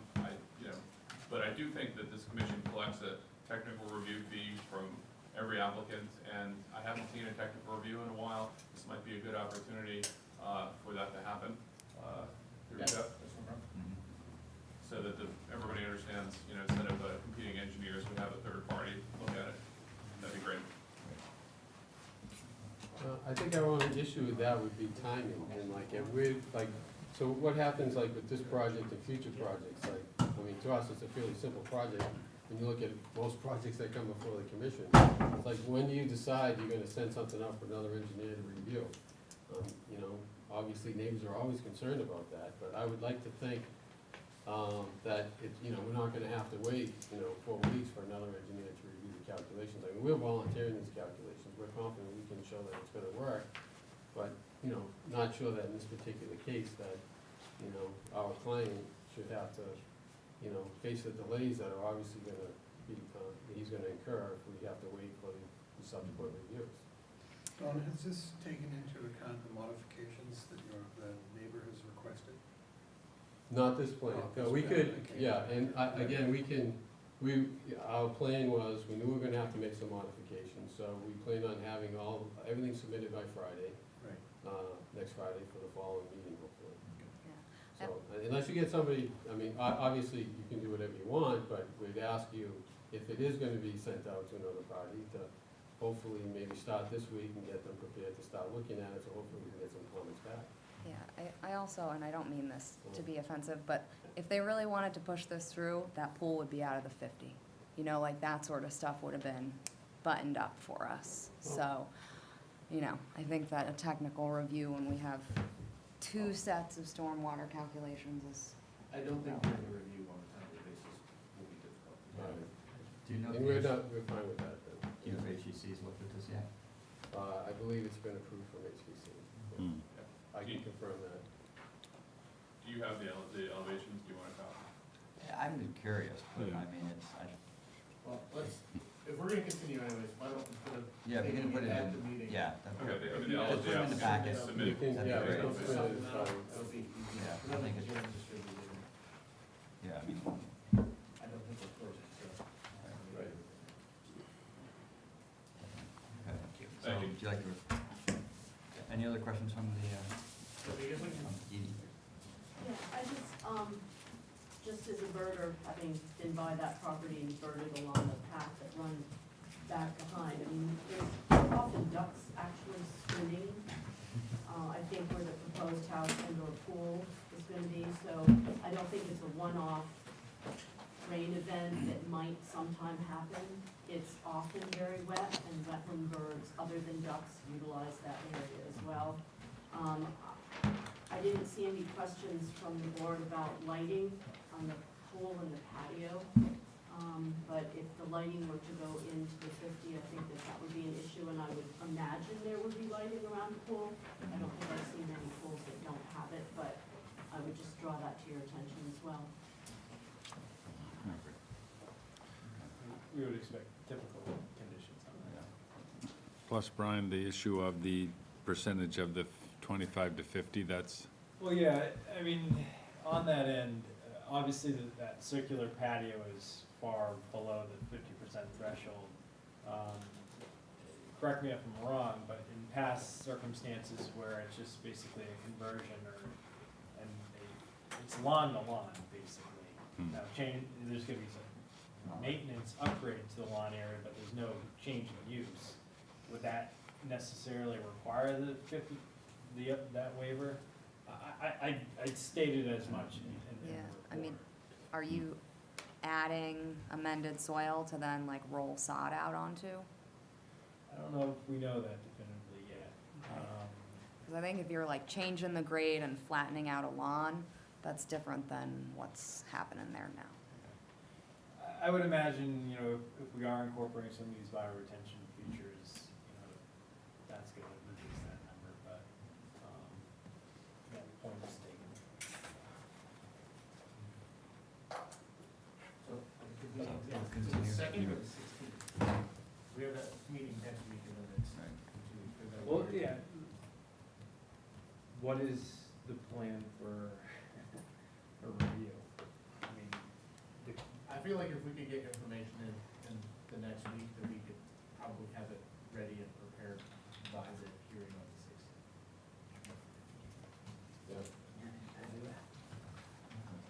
So continue with the request is 16th. Okay, very good, thanks. Thank you very Thanks. much. Thanks, Thank you. Yeah, just a reminder, we have a meeting next week to get us back on schedule, because we were dodging school break and, some holidays and stuff. If we didn't have this back-to-back, we would have had a meeting on the 4th of July, and no one would have been here. We always end up with either the three-week gap or the, back-to-back something. Sorry, we're going back-to-back. It's Heather's Heaven LLC, 13 C Street. Thank you for the applicant, Art Gasparo and Julie Jordan. We're before you tonight with a notice of intent application for work in the buffer zone to a coastal bank, as well as work within the coastal bank and coastal dune resource areas.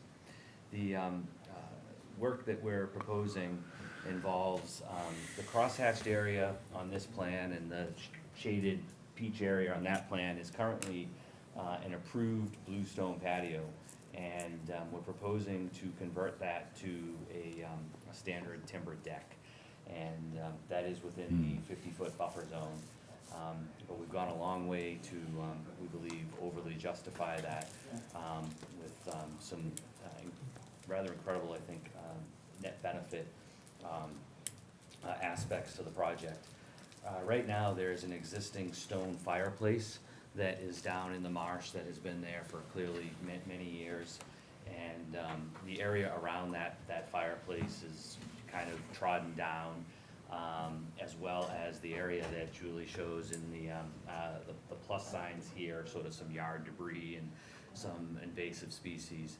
So what we're proposing is to completely remove that existing structure of the stone fireplace, and then get into invasive species and restoration and really improvement of the overall sort of ecosystem down here, which I think Julie would be better to get into that. I wanted to just sort of give you the overview and then turn it over because really the landscape and the plan has been developed quite well by Julie.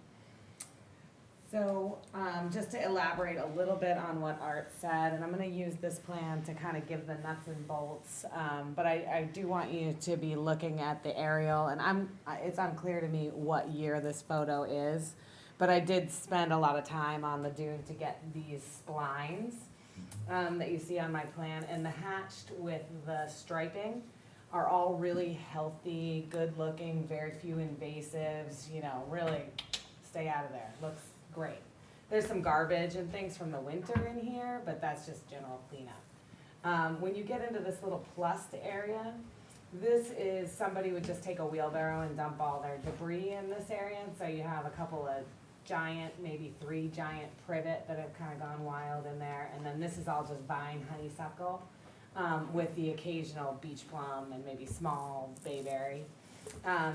My thought about how to restore this area, and the intention would be to make it like these other areas, would be to just work by hand clearing the honeysuckle, removing the privet, and plugging in the same gradation of plants, which is outlined on my planting plan, from the uva, which is the smaller Baccharis-like plant that grows just on the edge of the mulch, or marsh, to the, mulch, I'm not using any mulch, to the Baccharis up here mixed, and then it gradually mixes with the beach plum. It's very attractive. And a lot of there's not as much bayberry, so there's just a few bayberry on my plan kind of dotted in there so that you get a real mix. And then I would propose probably underplanting that with American beach grass, because as you get up the hill and as you walk down Hither Creek, the most healthy banks of this same exposure have a lot of American beach grass mixed in underneath the woody species. So I think while that work's going on, that would be great as a stabilizer and a plug. Obviously, once the plants get bigger, it'll get shaded out. And then as you move up the bank, you'll see a clouded kind of gray shaded line, which is the existing lawn line. And, you know, when my client said to me, oh, I really, you know, of course the deck is their priority, but I really want this, and I said, well, you know, you can do a lot by getting rid of a lot of lawn. And so my intention in this area to preserve view is to use hard fescue and plug in native species that I think will work, that are outlined on my plan. Some grasses, some flowers, but keeping it low and duney and grassy, and having the American beach grass be able to kind of creep up over the hill into that area. And then spreading that out is under all the trees coming this way. The foundation planting also, I would love to have it not mulched, and I'm gonna use Pennisetum underplanted with Arctostaphylos. And I think that my intention is to extend that way beyond the 50, because I think that the whole property, things are gonna be very difficult to grow there. And once you get a client on board for this kind of project, it's exciting, so then you want it to look like that all the way around. But in the nuts and bolts, I think the approved bluestone patio is 510 square feet. And I wanted to be able to plant this trellis, so I got them to kind of get rid of some of that impermeable surface. So the deck that they're gonna build would be 474, so we have a reduction in the impermeable surface. The lawn removal and replacement is about 1,300 square feet, and the coastal bank restoration is right around 1,000. So I think all in all, I think it could be the what to do of landscaping in this area, because I don't think landscaping belongs in Nantucket on Hither Creek at all.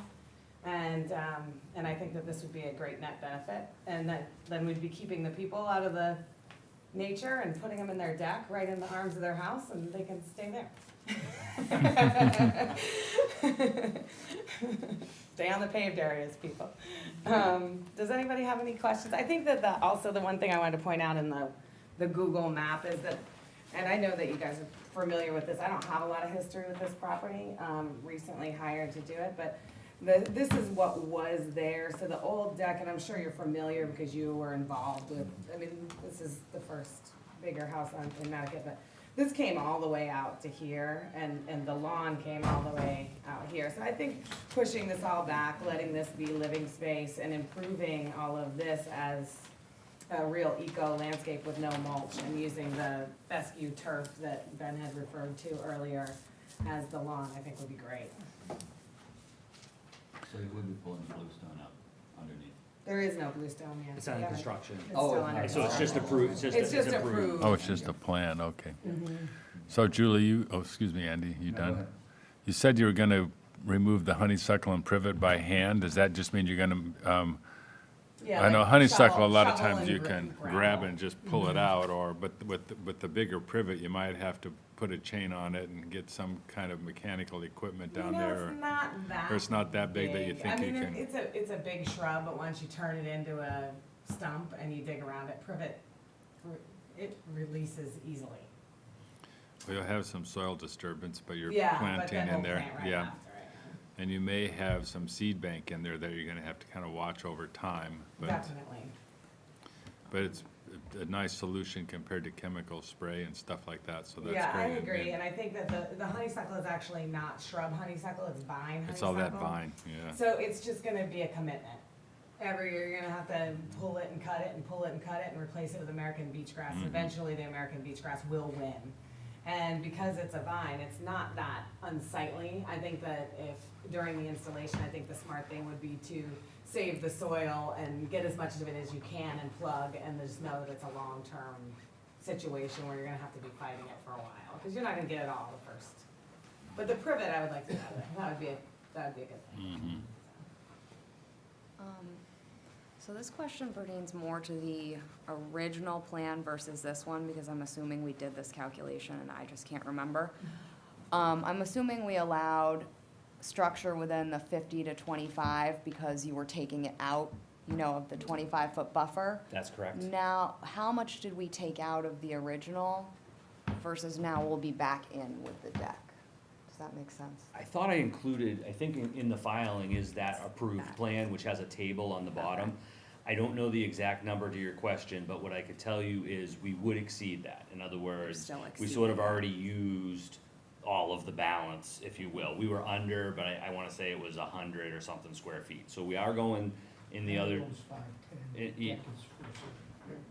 No, but back onto, I'm sorry, thank you. Yeah, the original. Yeah, the original one where I did this table, and I think this gets to exactly what you're, between 0 and 50, we dropped, the overall project decreased by 151 square feet.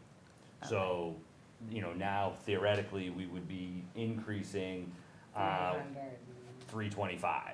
Okay. Right, but in that mass balance, if you will, you know, this is probably 16 square feet down there, and of course, that's actually in resource area versus buffer zone, combined with, you know, It's gonna restoration. everything else. You know, we knew that we had to package this, you know, with overall improvement. It wasn't gonna be just this square feet for that square feet, and it is. And I think that, in looking at the other part of it in the performance standards, where this is very much an infill, and there's other structure in front of it. Because I will tell you, there was a question and a push to, you know, could we even bring it out further? And I really didn't think that commission would, I thought that would be harder, maybe and I don't like to start with, anyway.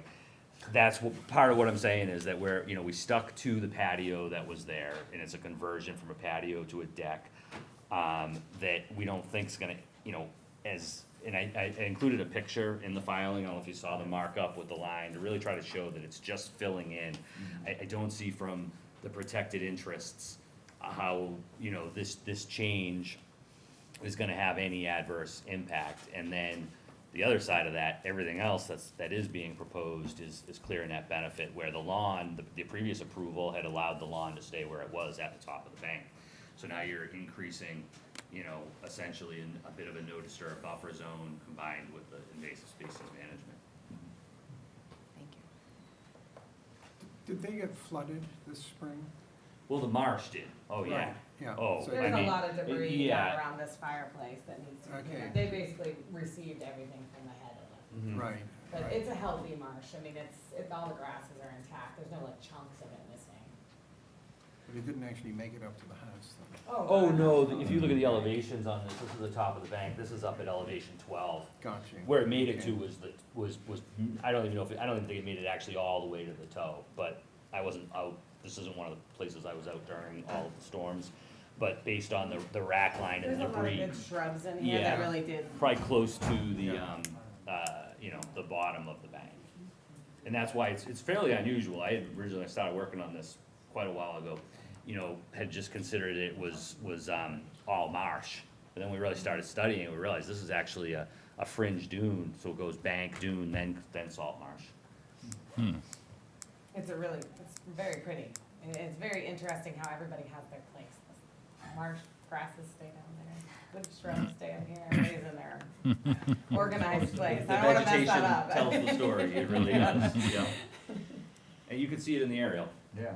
Very Yeah. much, you can see the distinct The band. changes in the Spartina, and then up into sort of the more duney Yeah, this is vegetation very to the beach bank, plummy and then the bank vegetation. And I believe this photo is from April 2017. I'd say in this case, it's, arguable that there's probably gonna be more infiltration of I like that. the ground with the deck, you know, I mean, Yeah. I don't even wanna say it hardly because, You don't want you know, people to deck get over patio. Well, we've gotta hit our regulations for the patio thing.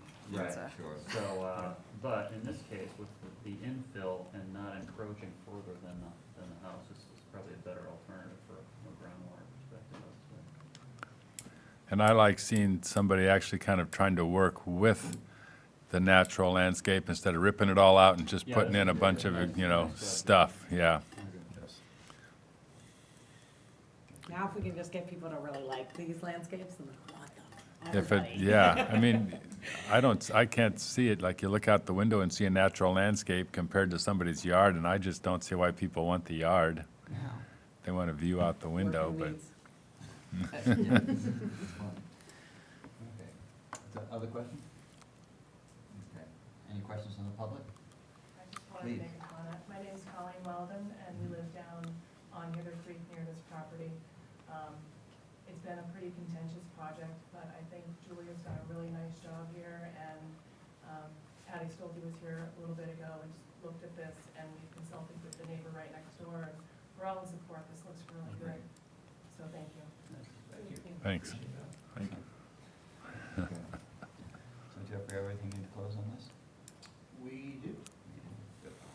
Yes, please. Do we have a motion? Motion to close. Second. All those in favor? Aye. Thank you. Thank you. Have a good evening.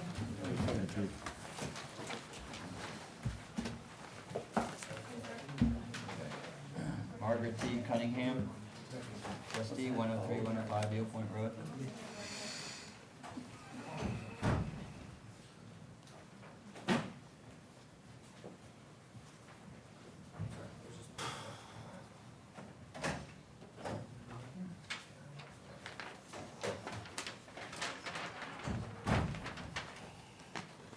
Good evening, Mark Ritz from Site Design Engineering, representing the applicants at 103 and 105 Deal Point Road. What you have before you this evening is what you discussed earlier in the meeting. This is a project proposing a bioengineering solution to bank stabilization. Essentially, the proposal is identical to what was recently, within the last 2 or 3 months, I believe, a month or two, permitted at 93 and 99 Eel Point Road next door. We're essentially looking to continue the same type of protection onto these two properties. Number 105, which is the western property, you may recall was, the house was moved back substantially about 2.5 years ago. The house was, well, where the top of the bank is now, let's just say that the foundation would be partially hanging in space.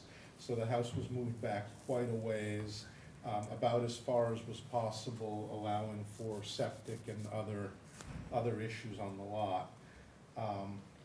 So basically, we are proposing to put in the exact same type of quar roll structure that was approved on 93 and 99, to be planted and to be covered with sand.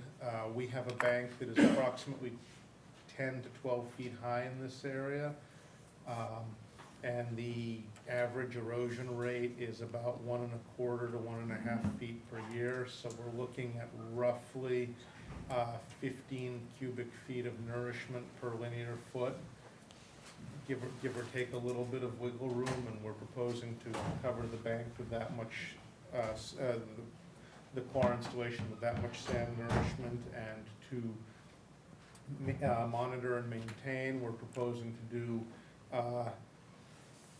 monitoring after any significant storm events, as well as twice annually. Again, basically the type of conditions that were required for the adjacent project 93 and 99. We'll go out and monitor in the spring and in the fall, see how the installation is doing, repair and nourish as needed, and also monitor after every storm event, every significant storm event impacting that shoreline, report to the commission if maintenance is needed. Proposed site access for the work will be via the 40th pole access, just as it is for the 93 and 99 work. We are waiting on comments from Heritage. We don't have any heritage habitat issues on site, but there's a small portion of the access which is within mapped habitat, so we're waiting for their input on using the access and whatever restrictions they may have on that. Since this will be located adjacent to 93 and 99, we're proposing that maintenance and construction activities will likely occur simultaneously, right after work is done at 93 and 99, so we'll have one mobilization, one round of access. We're assuming that in all likelihood, any significant damage to either installation will occur at essentially the same time from the same storm event, since they are going to be adjacent structures, adjacent areas. Basically, again, this is identical to what was proposed and approved at 93 and 99. So I'll be happy to answer any questions, or I heard some of the concerns the commission had with the previous proposed project at 123, and I think our stance is fairly similar. You have approved similar projects. We have retreated here previously as much as we could, and the attempt is to stabilize the bank in as environmentally friendly and quote-unquote soft way as is possible, and yet provide some protection and stability to the bank. So what, we always ask on these, where is the access point for this nourishment?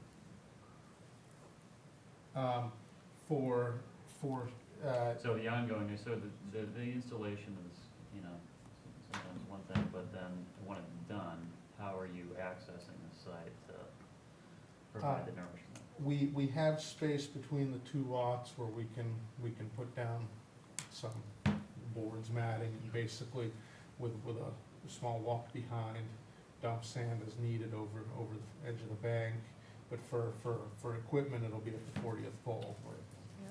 So with these, and correct me if I'm wrong, the top of the structure won't be getting recovered with nourishment because that should have sustained plantings. Yes. That the nourishment kind of has to come from the bottom, essentially, because you want to protect the beach grass. And I'm not sure if this one's going to have the bayberry array that some of them have. Yeah, this is going to be planted very similar, again, to what was done at 93 and 99. It's going to be mostly beach grass with hopefully a little bit of bayberry crawling up higher on the bank to offer stability.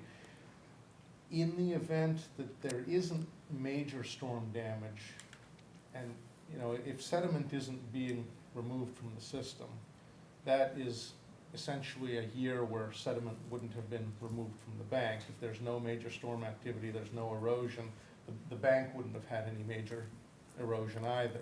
If there's, if the situation is assessed and the bank is in good shape, the array is covered with sand, the sand hasn't eroded away, we don't feel that we're gonna need to put down huge additional quantities of sand. Sand will need to be put down when there's erosion. If we keep piling sand on, we're going to be essentially filling into tidelands, and we'll need to do a Chapter 91 permit for that. When there is when there's minor erosion, we won't need to bring in huge quantities of sand to refill this to its design. We can bring sand in from the 40th pole. If there is significant damage and the whole array is damaged, all the sand is gone, presumably the vegetation will be heavily damaged as well. If need be, we can bring in a larger quantity of sand over the bank because we'll have to reestablish the vegetation if there is a severe damaging event. Because we do have conditions for that too, that the plantings need to stay in place, or then this doesn't count as a bioengineered structure, then it's a failure if you have to do that. So the assumption is that the top of these stay maintained with the plants. That is our goal, and we only anticipate that we'll have to do a complete renourishment rebuild if there is a large-scale damaging event. If there's smaller scale events, we can bring material in from the 40th pole to not disrupt the vegetation over the top. Right, and then, So, oh, sorry, just because we spoke about this on the earlier project, are you confident then that you could get here to replace nourishment sand, you know, within a month of a storm? We believe so, because there's going to be work on the adjacent properties. I know that the owners I know the owners of 101 have spoken with 103. They have a structure as well on their bank, and they do their repairs in conjunction with repairs that are done on 103, 93 and 99, excuse me, I'm getting all my 93, 99, 101, 103, 105. So we feel that since the contractors will already be mobilized in the area, they will have done our installation as well, and we can piggyback on the time frame, because they won't have to, go off site to another site. They'll just be right there. It'll be another day or 2 or 3 for them to do the work to maintain our installation. So Mark, I think what's missing in this proposal is a detailed planting plan. This is kind of like, this is very much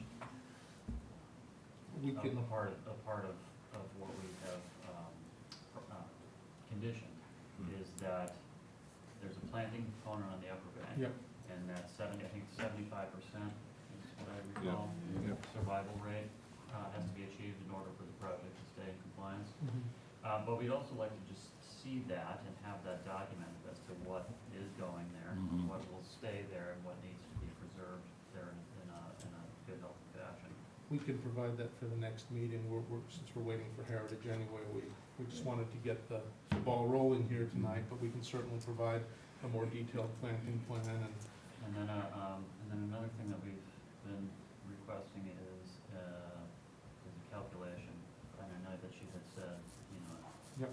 general terms, correct me if I'm wrong, but maybe just a more exact calculation. Yeah, we can provide a detailed calculation. We'll have an updated plan. We can have a call out of, nourishment calculation per linear foot, because we're looking at approximately 250 feet of linear feet for both properties. Right. And we can provide a detailed calculation. Our bank isn't too terribly high here. We can look at, I've looked at the CZM long-term shoreline change rates. We also have some recent data for when we've surveyed this bank over the last 5 or 8 years. So we can do a long-term and a short-term number. We can provide that for the next meeting as well. When you say survey, does that include transects of beach?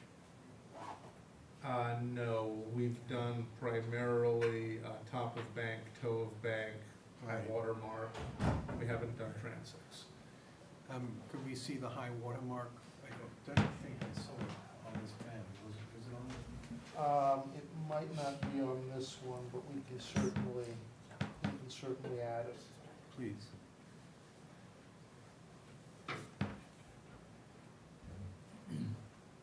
Other questions? Questions from the public? Yeah, I think this sort of goes along with the earlier discussion you guys had about the other project. You have to look at each individual project, I guess, almost as a standalone project. But I'm wondering what the cumulative effect is of all of these individual projects along this whole area. There are places along that whole stretch of beach, such as the like Tuppence Links area, or Dionysus Beach, or 40th Pole Beach, where a project like this isn't going to happen because there's no structures there to protect. But how do all of these individual projects that are being approved possibly affect those other areas that aren't gonna have that structure, that isn't a structure? And I don't know if legally you can lump these little chunks together. It's kind of like being slowly pecked to death by ducks. How are these individual permitted projects affecting the whole? And I don't know if that's something that you guys can address or not. That's the point of the mitigation sand, is hopefully to supply sand for neighboring beaches. Now, I think, there are some questions whether it's engineeringly possible to actually mimic how nature does it. But that's what we try to achieve with our mitigation sand. And we try to also, the neighboring properties also tend to, I agree though, that the public lands, the foundation and the town are not surveying their bank to look at erosion rates, so we don't really know what's happening there. But other property owners probably are looking at it and seeing if there are, and if they're seeing accelerated erosion or not. And if they are, then we need to reconsider our mitigation efforts. I was at another meeting about beach nesting birds today, and there was a discussion about, it looked like the beach at Dionis in particular was much narrower with a steeper bank. So I'm thinking, is this just Mother Nature? Is this partially being affected by what's going on around it with other projects that have been approved? No one is monitoring what's going on the town-owned beaches, and I think that that's something that it would be good to sort of think about. Thank you. Edie, it's very difficult. One of the problems we've discussed in depth with other projects is how do you determine in these, as you know, very chaotic natural systems, what's causing, this year we saw steepening and narrowing of beaches in a lot of places because we had, some of the highest intensity storms we've seen in a while. So it's hard to say it's just natural because, we got pounded this winter, and March especially. And it's still early in the Yeah. season, and, spring, early summer, a lot of beaches do come back. The bank, obviously, if it's been eroded, will stay over steepened, but, there is a well-documented winter beach profile, which tends to be low, flat, and short, and spring and summer beaches with the more gentle, regular waves pushing some of that sand back on shore. So it is, with a difficult season like this, it's difficult to say what's caused what.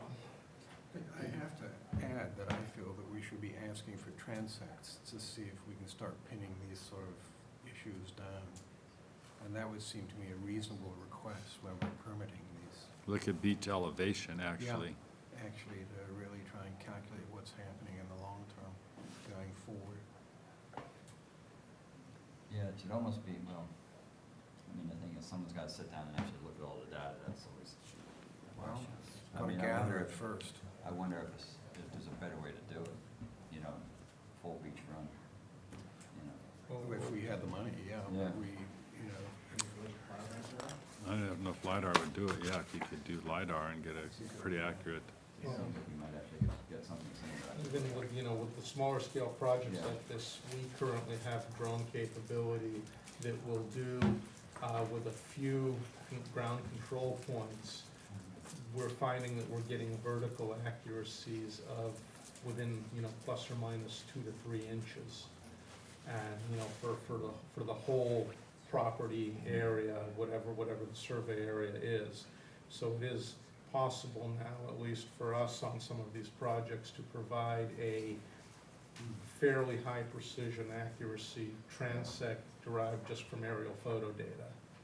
It can be taken, it can be flown, well, not today because the weather's terrible, but it can be flown on a good day and the data processed within 1 or 2 days with fairly high accuracy. So if the commission would like to see site-specific transect data, we can provide that. We obviously can't provide it for the whole island's beaches, but we can, with a high degree of precision, we can provide that in any ongoing monitoring requirements for a project like this. So Well, that would be interesting to see. In other words, I assume the cost, is pretty similar if it's 200 feet or 2 miles. The costs mainly are of acquiring, drone equipment, which is a couple grand these days. And then there are a number of services that allow you to upload the data and basically process the data for you, and that is anywhere from a couple hundred to a couple grand a month, depending on the type and volume of data you're doing. So it's not tremendous money these days. And the longer your strip, the more data, and the, you know, obviously the expense goes up per foot. Yeah, and you know, and you've got flight considerations, flight times, et cetera, but it's not prohibitive anymore. It's a lot cheaper than hiring a pilot in a helicopter or something. Right. Yeah, LiDAR is still a little bit more accurate, but, you know, when you hire Coal East for most things, they're just doing this from a higher altitude with their own equipment and their own software. You know, LiDAR will give you slightly better accuracy, but that gets into, you know, tens of thousands. So just really quickly, because it just came up, the typical orders of conditions that we see for projects of this nature do include the requirement of transects. Right. And those transects not only cover the project area, but then they have to extend an additional 900 feet in each direction from the end of the project. So some of it, you know, to be fair, some of it is just gonna be a bit of a number exercise with where they overlap going through it and trying to pick up that whole overlap. But in the case where you have, you know, so many in a row with lines, I mean, just thinking about this shore where you have 93, 99 through here, and then you start picking up again around 121, you probably, between the two 900 feet in each direction in between those, are gonna start to overlap. So you have a whole run through there, and then the 121 and 123, if that gave the permit to get the 900 feet from that end, you pretty much, and I have to scale it through there, but you would cover a pretty significant amount of that stretch of beach with just the required survey. So, there are areas, admittedly, and like, you know, going further down, I mean, if the project that was permitted at 141 Cliff goes 900 feet in each direction from the base of that, you would get a pretty substantial amount of a place like Tuckasee or something in there to compare it to. So, you know, can we always get more and better information? Yes, but, it is something you guys would contemplate in a condition to gain something better. The one thing I'd just like to say, when looking at that kind of data, you know, you have to look at it somewhat carefully, because if you've got a number of projects that are maintaining what is essentially a fixed position, and then you've got other areas that are not maintaining a fixed position, you do have to look at a pretty large area of consistent shoreline to try to, before you try to say, okay, this is an effect from the structures, or this is just an effect of these guys are standing still and these guys are stepping backwards. So, you know, you have to look at a kind of one long stretch of shoreline that's experienced the same general direction, magnitude of event, because it could be, one could easily look at a natural retreat and possibly confuse it with impact from structures when it is just natural retreat of an unmaintained shoreline. I would say that's probably when we typically ask for the erosion rates, you know, they say they provide it for next time, we're looking at the long-term erosion trend, and then what the short-term erosion trends are, and then when we get that data going forward, it's to try to eliminate that. It's within normal range of what you would expect, or it's outside of that, even though they're slowing down.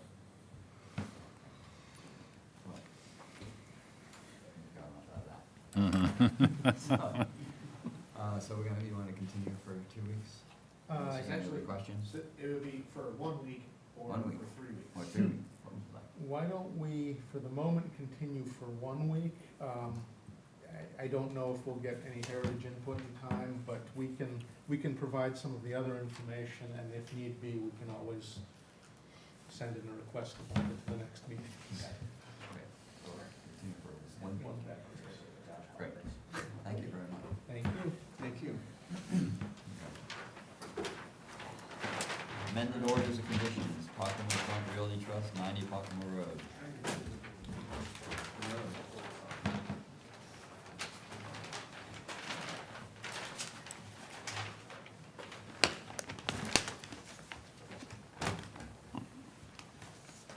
Thanks, Mark.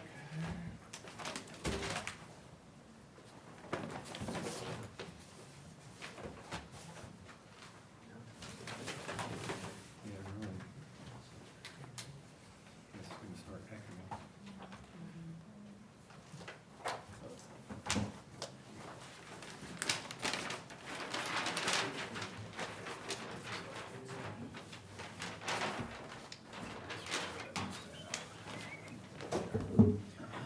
Thank you. For the record, Paul Santos with Nantucket Surveyors on behalf of the applicant Kristen Engel as trustee of Pockamo Point Realty Trust. With me tonight is Arthur Reed, who is attorney for the owner and applicant also.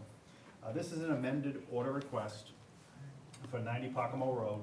Many of you know it basically as the Gamble, what was formerly the Gamble residence, which is located on Nantucket Harbor at the end of Pockamo Road. We came before you, I think within the last year or so, in order to have an order of conditions to essentially either raise or move the existing main dwelling on the site, which is an approximately 4,700 square foot footprint structure, which was the, or is the Gamble residence. Current owner has owned the property for about 5 or 6 years now, I believe, and has gone back and forth on what they were going to do with it. The latest plan was to pick it up, move it, and actually move it across the street onto another site on Pockamo Road. That deal or transaction is not going to happen. So what we've come before you with is an amended order to essentially pick up the structure, move it farther away from the coastal bank, stay within the site itself. The existing garage structure would not change. The site would then have a completely new upgraded septic system, which would be outside of your jurisdiction. It would be converted to an IA system because it's now it's in the Nantucket Harbor Watershed Protection District. All the work would occur outside of your 50-foot no-build and essentially the 25-foot no-disturb, as we would be moving everything further away from the coastal bank. No waivers would be required for the application. The applicant did originally propose to just take the structure, move it essentially, if you will, away from the coastal bank, sliding it slightly on the site. That did require relief from the Zoning Board of Appeals with regard to the way we calculate height and the fact that it's a pre-existing non-conforming structure. Through a couple hearings with the Zoning Board of Appeals and some input from the abutters, the original plan was to take the footprint, move it exactly forward, maintaining the exact same ridge height and also maintaining the exact same floor elevation. Through discussions with, again, ZBA and the abutters, we have actually now, we're moving it forward, but we're actually dropping it 3 feet. So the structure, as you see now looming over, is going to come away from the bank and then drop 3 feet onto the site. And we did receive relief from the Zoning Board of Appeals for that and support from the abutters with regard to that component of the application. So what we've submitted to you is a full set of landscape plans, and I don't think I want to just go to this sheet here, because I think that one's probably the most important to what we're actually talking about.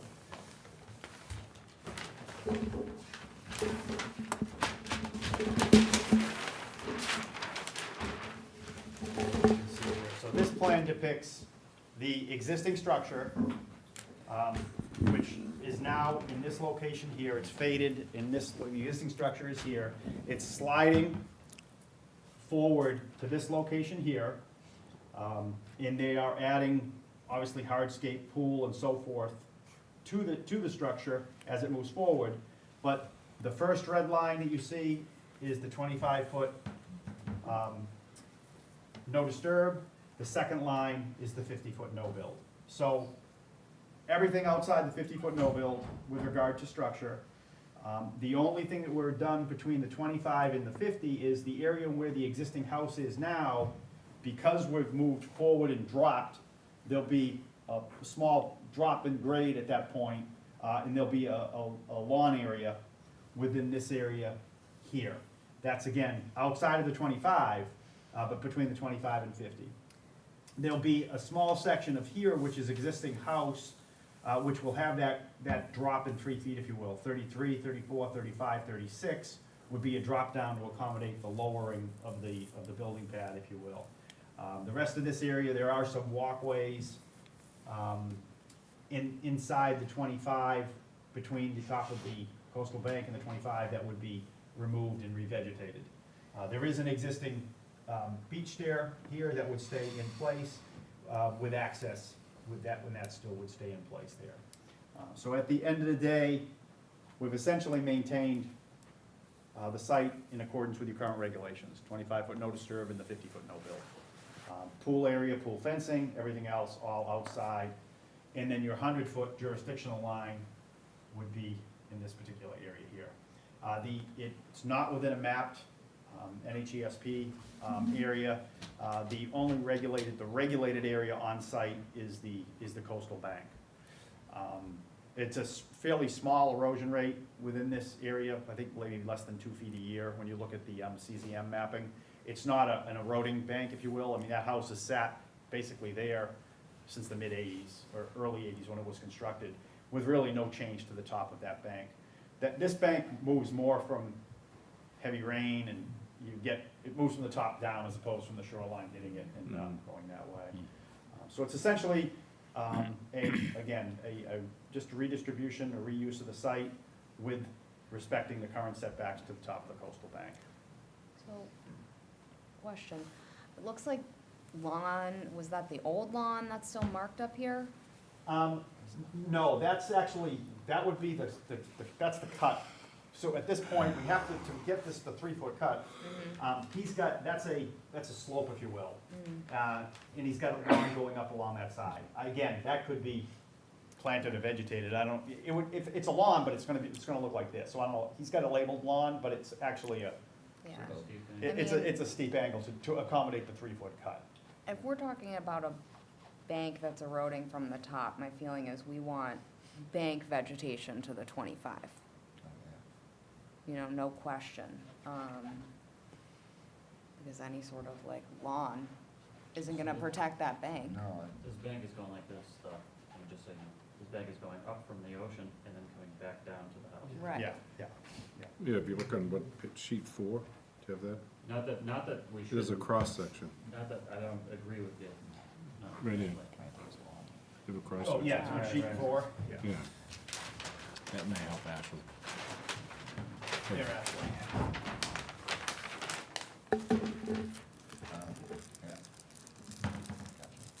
So actually, I know what you're saying here, but it's lawn, but it's not lawn that you can use, it's a slope. So there's no reason why that has to be lawn. That could be this could be. Like it shouldn't be mowed, it should be. Yeah, that could be a vegetated, just vegetation, but we've got to deal with the fact that because we're dropping 3 feet, we're now coming like this and we're dropping, and then we're just plateauing that way. Because what strikes me is like, if we have water that's gonna start collecting here in a low spot, then we're just gonna slide this whole bank right off eventually. Well, this is all now graded forward, but. So is the bank not vegetated? Or It's a is- mix. No, it's a mix. There's a mix of vegetation in there. It's such a steep, it's just so tall that it's just, it is a steep bank. One thing I remember from the last, from the original application of this was, there was an envelope that I think we agreed on permitted, because there's gonna be obviously some disturbance when you move the structure, or I think this half was actually gonna be just demolished, so there wasn't as much disturbance necessary on this end. And correct me, I don't know if I'm remembering that right. So, You mean under the original order? there was a condition in the original order that there was to be no excavation within 15 feet of the top of the coastal bank. Yeah. And that was to establish kind of the working envelope for the removal of the house. Right. And how different is this than that? And I think we just need to kind of clarify. It's the same thing, you're still removing that foundation. So I Right. think that still is in place. Mm-hmm. Yeah, that condition, Good night. they're not asking to remove that. No. Yeah, okay. No. Yeah, no, and it's not, this is actually, before this was just get it out of there and just grade it until they knew what they wanted to do. Yeah, I mean, Right. now they have a specific plan of what they want to do with it. The visual aspect of it will obviously change. Obviously, that house that now looms on that top is moving away and dropping Coming 3 down. feet. It's gonna, it will make a difference. I mean, I think the ZBA was, you know, concerned with that, and that's why they asked us to try to go back and see what we could do about lowering the elevation. Because the original intent was to just slide forward and then fill the front of the lot. You gonna fill the basement? What's that? You gonna fill the basement?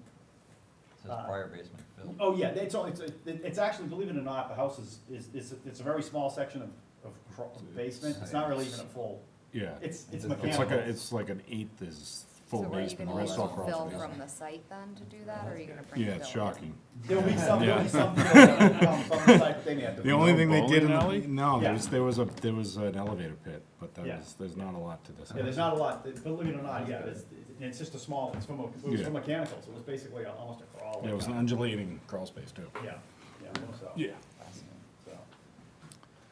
So probably what we want to keep vegetated is that top, 3, 4, 5 feet of that bank. If we want to stop the top erosion, that drop's got to be where, so, because otherwise we see it start to undercut the vegetation and then it all just collapses in without that vegetation at the top of the bank.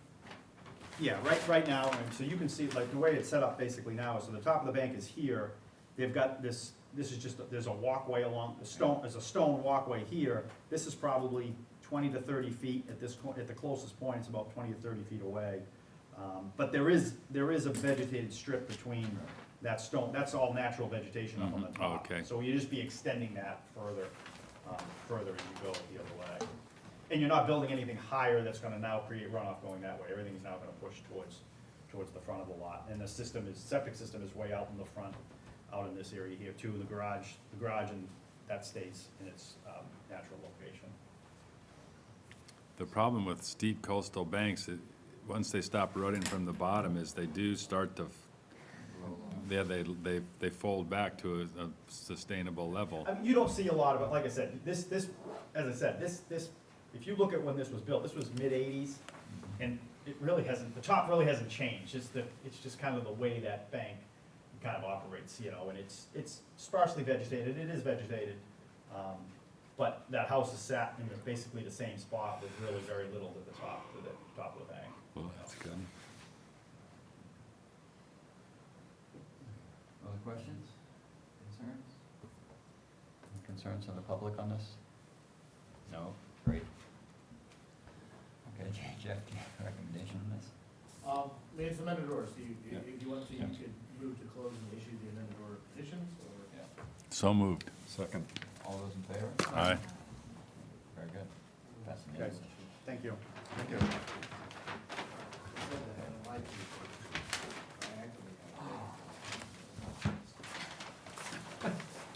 Request for determination. Alicia Chris, Chrysler? Thank you. Chrysler, 8 Lavender Lane.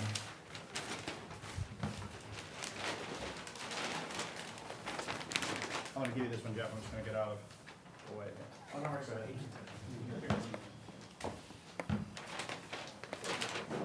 Ryan Madden from LEC Environmental, representing the applicant. The RDA filed before you is to confirm the wetland resource areas located on the subject parcel, which including seaward, landward direction, coastal dune. There is a on-site isolated vegetated wetland that we flagged within the area between the dune and the toe of the coastal bank. We've also estimated some isolated pocket wetlands that are either just off-site to the west or may straddle the property line. The flood zone elevation varies across the property, moving from west to east from elevation 9 down to elevation 8. And then accordingly, the top of the bank has been established based on the slope ratios and the flood zone elevation intersecting that slope. So again, moving west to east, more closely mimics elevation 9, the flood zone, before creeping up a little bit more landward as the slope increases, where it is greater than 4 to 1, so it is that point where it ceases to be 10 to 1. So the, again, the resource area boundaries are coastal bank, the flood zone, coastal dune, and an isolated vegetative wetland. Turn over to questions. Jeff, did you survey these boundaries and Oh, yeah, essentially. find they're okay? I might argue this place may have been nice as you know, but it's pretty nice. But you know, we did, we didn't have any questions with those ones. The one wetland that's off property to the west side, is pretty extensive and kind of gets around, but it looked like all of the spots were outside of 100 feet to the property. But the ones that are on site are correctly delineated. Okay. It's a great site if you ever wanted to learn how the difference between coastal dunes and non-coastal dunes. It's really great because the vegetation's really obvious on it. Yeah. So Hmm. it would be a good site to, you can see how well it functions. And the view is awesome. Any other questions? Okay, recommendation? So it would be for a positive 2A confirming the resource areas as shown on the plan. So Do you have a second? Second. All those in favor? Aye. Pass it unanimously. Thank you very much. Thank you. Wisconsin Trust. 22. Back to I'm the. gonna recuse myself on this one.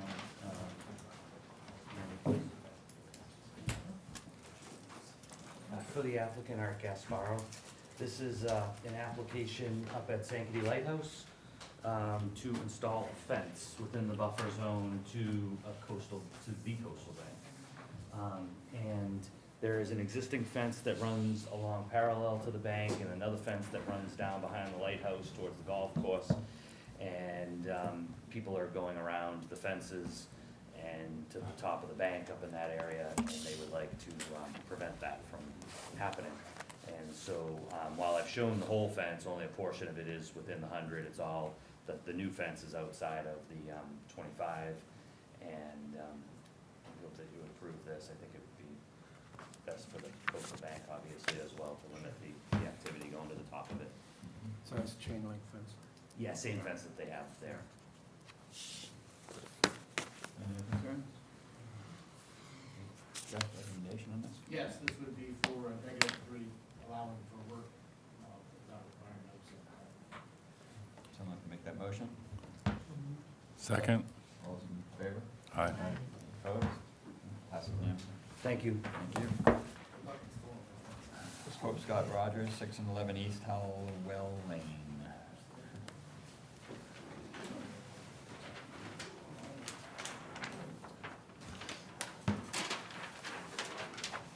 Good evening, Mark Rich from Site Design, representing the applicants at 6 and 11 East Hallowell.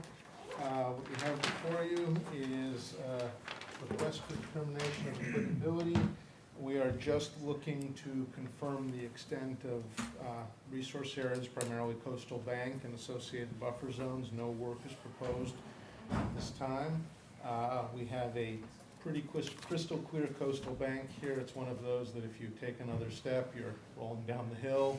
Not an awful lot of ambiguity. We've shown the toe of the bank and the edge of the beach dune interface as well, but what we're really most concerned about here is the top of the bank, the 25, 50, and 100-foot buffers. The number 6 East Hallowell is almost completely within the 100-foot buffer, and a small portion of number 11. Number 6 has a small portion of the 100-foot buffer that just barely crosses onto the property corner over here.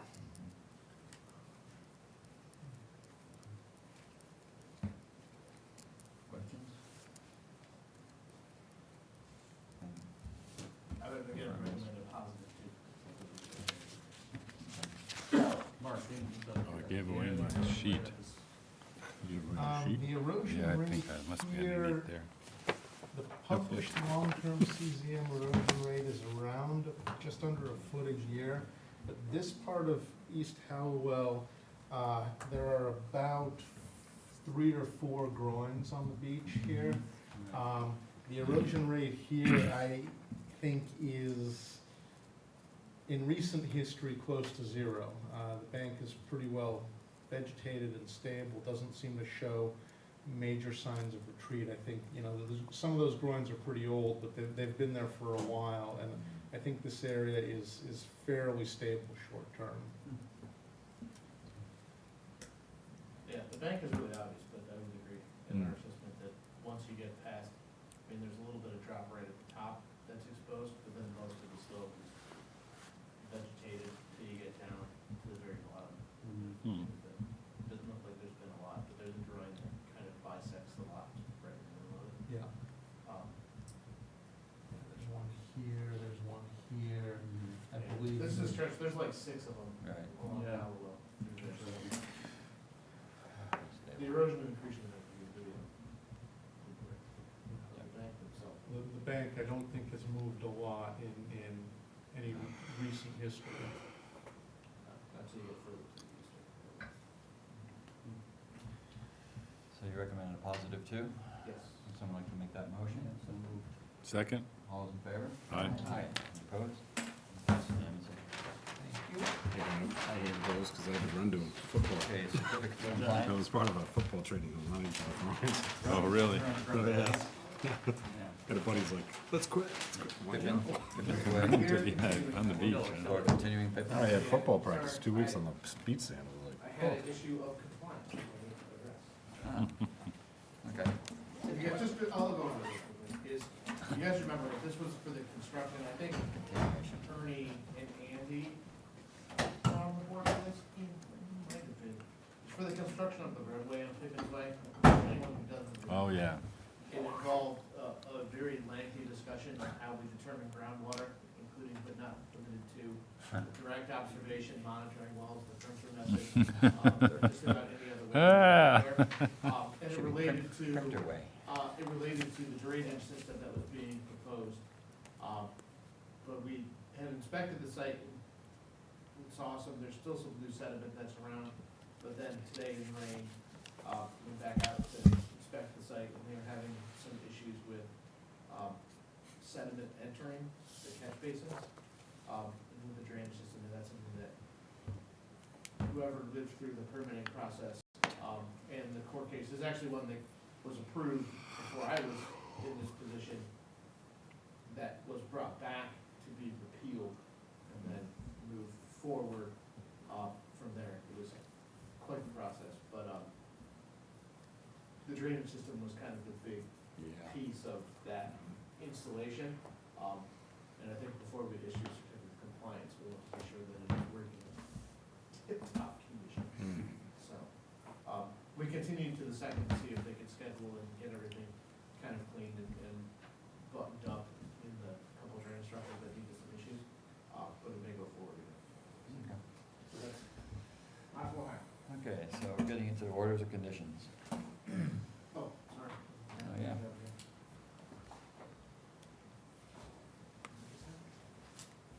Can you just read today? I reconvened with the staple of staple. I can microwave it, I need to dry it out without having it leak through the vents. Or catch fire. Nice job. You too.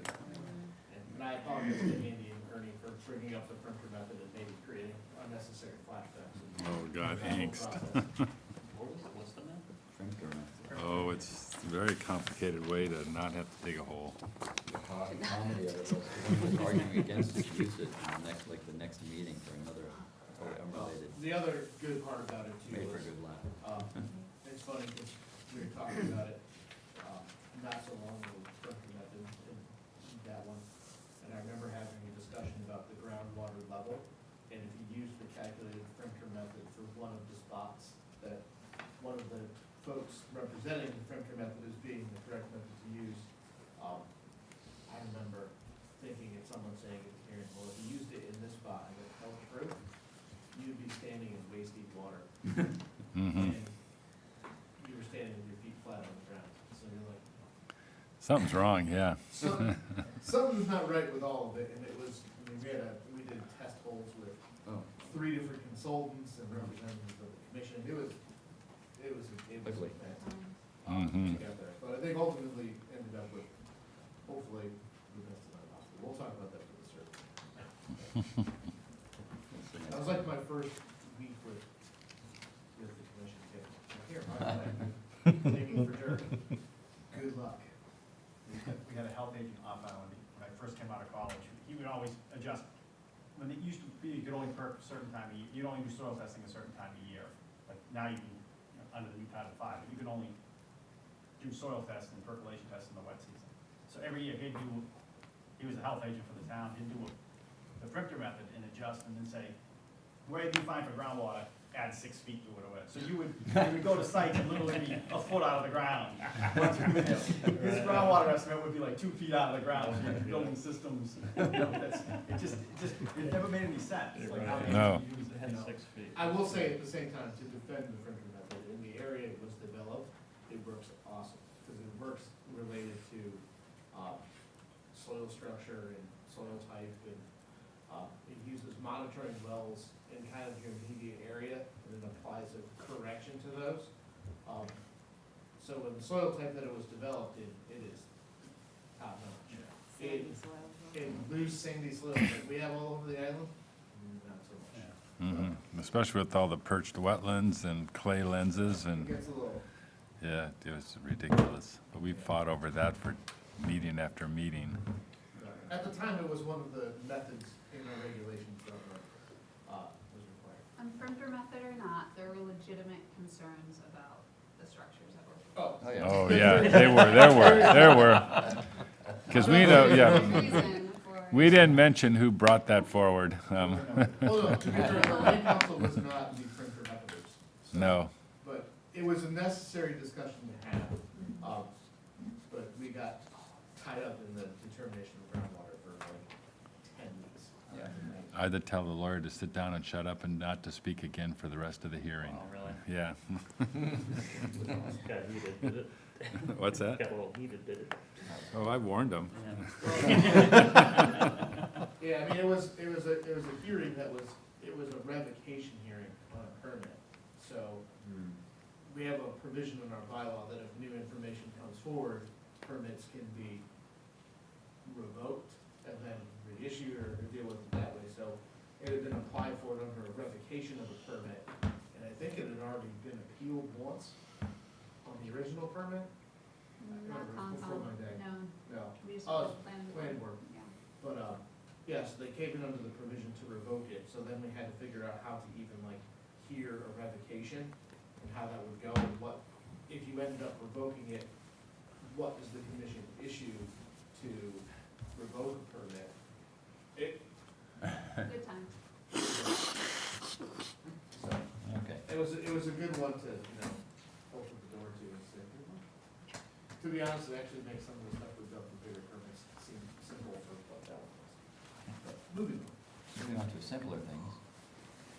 3 Walnut Road, Tessa Cressman. All right, this was the one we did earlier tonight. That was the, I don't want to say site redevelopment, but the. Looks like a shed or something. No, it's a construction of a second dwelling and an addition on an existing dwelling, there was a shed. There are no waivers, except for the 2-foot separation and groundwater waiver that I forgot to write on there, but there was no setback requirements. And I couldn't think of any conditions. So I just need to add that. So as amended. Yeah.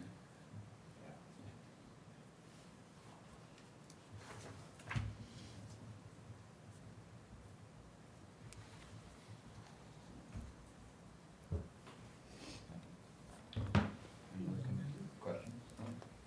No other concerns? Okay. Do we have a second on that? Second? All those in favor? Aye. Any opposed? That's unanimous. Oh, I'm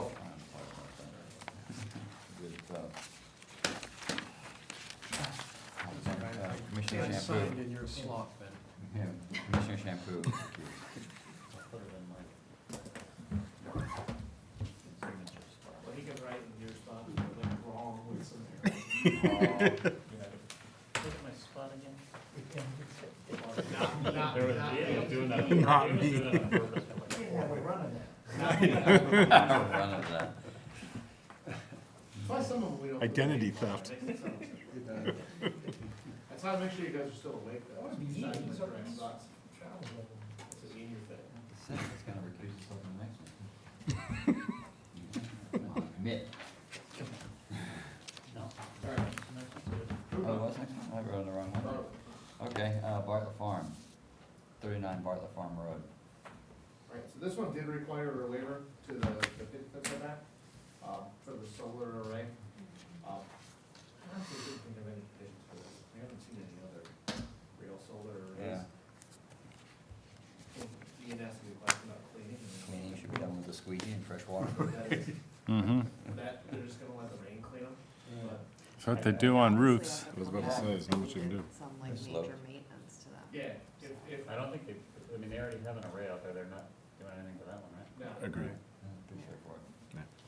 Seems like a pretty good plan, actually. It's always good when you ask the question and John's like, clean? And you're like, well, they already have them, so clearly that's not happening. Clean 'em. Interesting question. Bleach.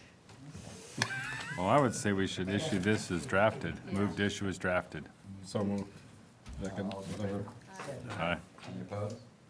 Very good. Pass unanimously.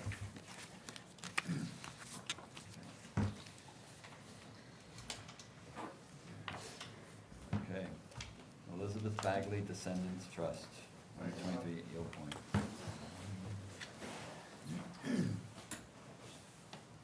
Alright, this is a long order, but it's to, I hate to say this, it's the order that we've had been putting together for the Wilkinson style arrays. Sounds forever. Jeff, is this the one where we need to scratch the no adverse impact part of the waiver? No, this is the Or one the where net we- benefit? So if you read the lengthy novel that I wrote for the waiver in there, the only waiver that the commission is granting is through no adverse impact on a reasonable offer. We've had that discussion about both waivers on these before, and I've gone with this one.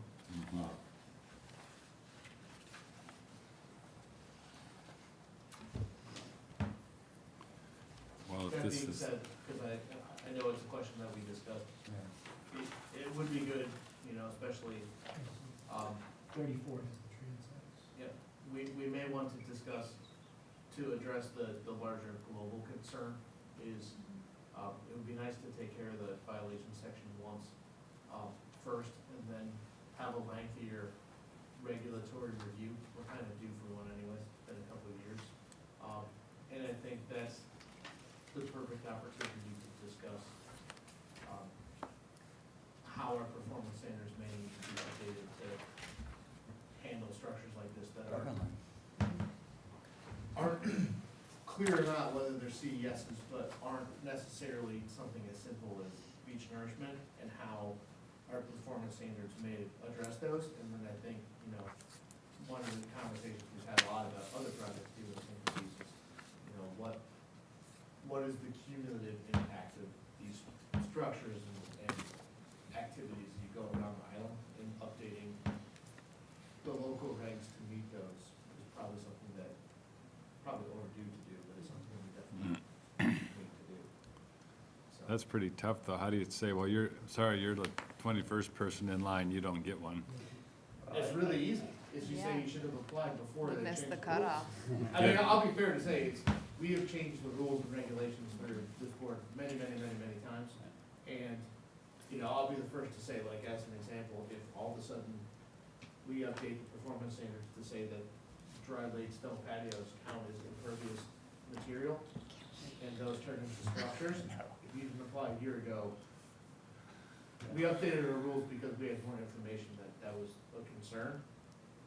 That's just unlucky. I mean, if you were someone that built your house in 1979, someone that built your house in 1978, when the local bylaw went into effect, you know, consider yourself lucky if you were the one that beat it. If you didn't, and you had to suffer the full course of it, well, that's just unlucky. So, Well, East Creek Road down below the Island Home is a good example. Mhm. Right there, in in 83. So, The eighties were a wild time for flood protection on this area. There are a lot of permits that Oh, God. don't exist. Wild West myth. And a lot of neighborhoods that may or may not have been created in places that may have been squishy prior to their creation, so. I'm sort of thinking going forward on these projects too, there might not be legal recourse in not being able to permit one based on structures, but there might be based on failure to, or consistent failure to keep them up to standards. Maintain the. Right, Mm. like if we see over the course of 3 years that there's no way that these are getting filled on top of and maintained properly within a reasonable amount of time, I think that's probably pretty good, Mm-hmm. Well, if the roles are acting differently than Yeah. projected. Right, so, But Well, how do that's we the thing, so- measure that? Well, Okay, if they had to bring machines on the beach 6 times in one winter to tighten the rolls up to the anchors and add sand, then it's a failure? And Well- then they have to remove it? No, then they come in and they tell us how they'll amend it or make it better. Right, but It's not a real I don't know, solid. just, because I'm with you, Ian, on this, this is a slippery slope. I mean, I knew that when we permitted that first one, I know. it was gonna be like a watershed of these Right. things, Right. But I don't know that, legally speaking, it's the same thing. We've already done it 10, 12 times, whatever it is. I think we gotta look into what, Well, how these things that's are. why the way you fix those problems is, as much as I hate to say this, and I almost wish this wasn't on the tape, when you've done it within the rules and you realize that it may be something that needs tweaking, the easiest way to do it legally is to just change the rules. That's, I'm glad there's no consultancy when I said that. When they watch the tape, they don't know what I did. But it's the truth. I mean, with all these, once there's a precedent set, and I think being armed with the fact that DEP and CZM use these structures as non-CESs, you lose the state appeal end every time. oh, yeah, just I done. think Ben's right, though, if you start showing, some failure with them. it's Yeah. not big. Well, that's the thing too, I mean, to be fair, I think everyone truly wants these to go in and be successful and not have impacts that receive permits, because then it's easier to discuss, and I think, even looking at these where you're talking about, a third of the project materials having to be replaced constitutes a failure. Or once the plantings are in place, you can't replace the tubes. So, Right. Mhm. once you get into one of those thresholds, it's failed, it hasn't met the order. So anytime those reports come in, because they have to report maintenance on them, if they're showing that as maintenance, you can simply say, well, it failed.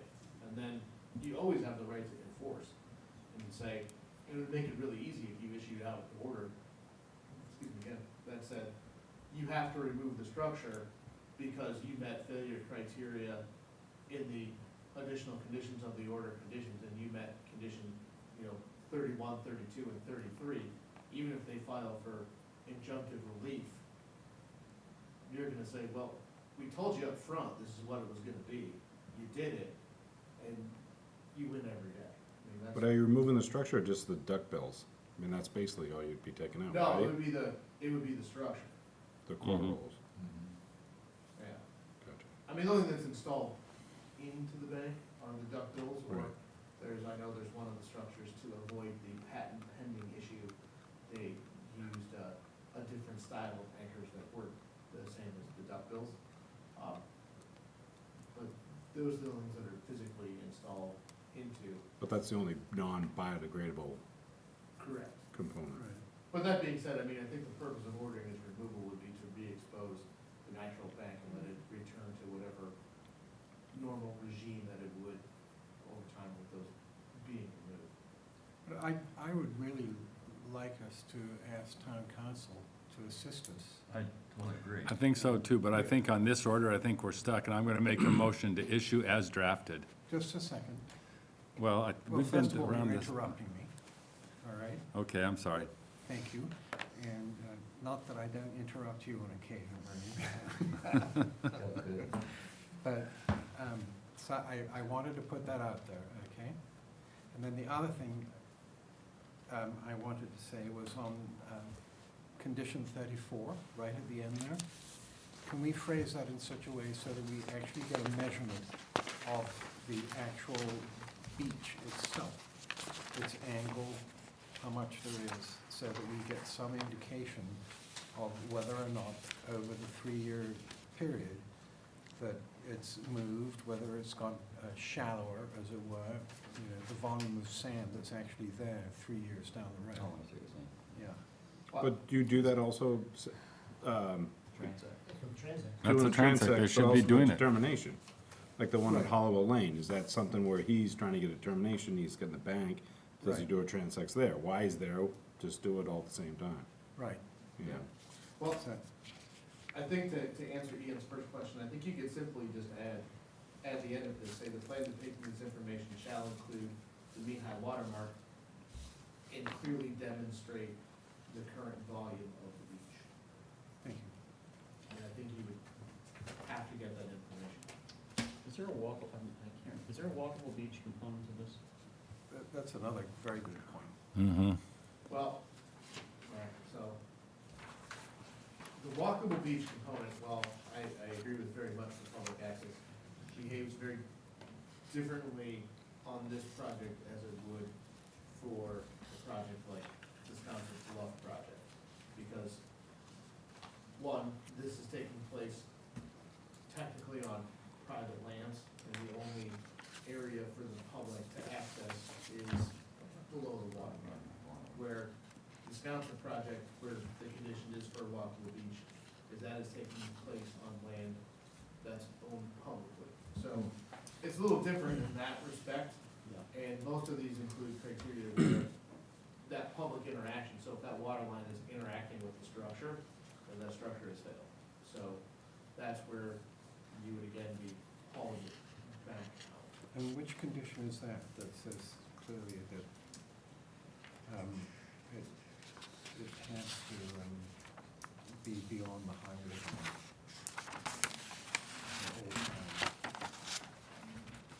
In other words, it should be deemed to have failed if the high water mark laps at the bottom of it. Yeah, it's 21. Is should the monitoring report show an adverse impact surrounding properties and adverse impact to the project area or the narrowing of the beach to where the mean high water mark is contacted the base of the project, applicant shall appear before the commission to discuss the proper action to take to mitigate the condition, including but not limited to the removal of the structure, repair of the structure, or revision of the nourishment program. So, once that happens, they show up and you say, well, it's beyond the point of no return. You mow it.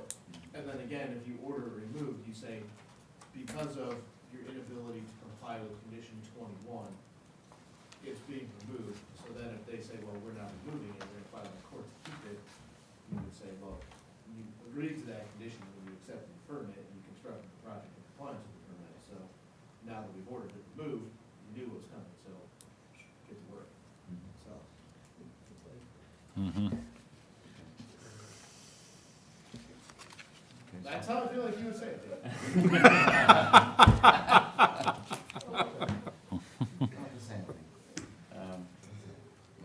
right, yeah, I mean, that gets us there. Mm-hmm. Yeah, I mean, I think all of these, as weird as it is to say it this way, is you want to set up the conditions that provide the commission the options to do what the commission feels the best course of action is when situations come up. Yeah. And not to necessarily predetermine what it may be. Yeah. The conditions that may be on the beach at the time may merit different action for how you want to do it, or even how it's going to be removed if you're going to remove it, based upon what's there. I mean, obviously, if the water line is contacting the structure, removal is going to be something that's going to be probably something that's going to be done in phases or in chunks, just because you're not going to be able to access all of the structure all at once. So, how long it takes to remove, that's, I guess, question number 2. Mm-hmm. Comes up. Is it a day, or is it a week, or what's up with what? And more importantly, how do you guys condition the restoration of that area after it's removed? That's gonna be the tough one. Like I said, hopefully it's not something we never really have to discuss. Everything goes It's just wishful according to thinking. plan and permit, and you're like, Sure. So Okay. going back to my question, on the determination, should we be asking for a transect then as well? well, I think for the determinations, like if it's a determination of applicability, you're just looking to confirm that resource area boundary. They're not trying to necessarily change it Yeah. or do something to it. I do think it's something though to say that, you know, maybe that's, Well, as you said, we have no plans today or now. yeah. To- But I think, again, that's something that if you simply changed the standard of information required to deal with coastal banks to say, any project on a coastal bank is gonna be required to show top of bank, bottom of bank, and clearly demonstrate what the true slope is, because it's not as simple as a lot of times. Well, here's the top, here's the Right. bottom, I'm gonna draw a straight line in between, and that's what it looks like. But then also show what the volume of the beach is, and any work that's proposed within those areas has to clearly demonstrate what the landform shape would be in reality. And I think defining that better is how you get that information. I mean, even to say as simple as, all right, you're doing a set of beach stairs down the bank, you have to clearly demonstrate what the profile of that bank is. I mean, most of the time for those, they do because they're Yes. wanting to set the Right. stairs correctly. Well, other work would be something that if you required that information, it should be there. It's just as simple as, you know, I think we talked about it for the groundwater requirement, that if you're gonna apply for any of those, providing soil test logs that clearly demonstrate that is something that should be required, and that's something that people have been much better about, but collecting that information up front is something that should always be available. But including it in the rules makes people have to do it. Kind of have to close. If you set the standard for them, then they're forced to do it. Okay. It's better to make them do more work. Stay billable. So now move to issue as amended. Wait a second. Second. All those in favor? Right. Aye. Any opposed? Go ahead, feels good. You can do it, you You can can do do it. it. Ever since Sarah Oaktai left, we've had a much less, you know, much fewer. I have to say, I think you're, Yeah, I'll throw them out there on occasion. You know, what can I say? I am opposed to it, Okay. despite the fact that, of course, I don't want to lose, but I do want to change the situation. I hear you, I agree. But It's just if I that- can't I think we think can do that's it right just as now. simple as, we'll just try to set up, because he'll be down here quite a bit, for other matters that I think we all know are kind of looming, that, to set up a time to simply talk about how we can fix our performance standards to better be dealing with these with George present, is definitely something we can set up. Wonderful. okay. Like I said, I know he is plans to be on island for a number of things in the very near future. Okay, so that passes with Commissioner Golding opposed. So do we need to actually set up a special meeting? Well, I think what we would do is just carefully choose what mainly wanted to do it on, or bring it on a special, just to do it there. I mean, you actually have to do it in public because wanting to talk about your rules and regulations doesn't qualify for executive session. Yeah. And I think where it would be there. I mean, you could simply post a special meeting and talk about potential updates to regulations and talk about it, and that's what the schedule is about. Hopefully the meeting's almost at 7 o'clock, right? Okay. Sneak it into a regular. Okay. Or Monday field trip, go to cancel the field trip before too, and just post it as a meeting. Yeah. Do it. Well, for now, let's go to Nantucket Public Schools, Bacchus Lane.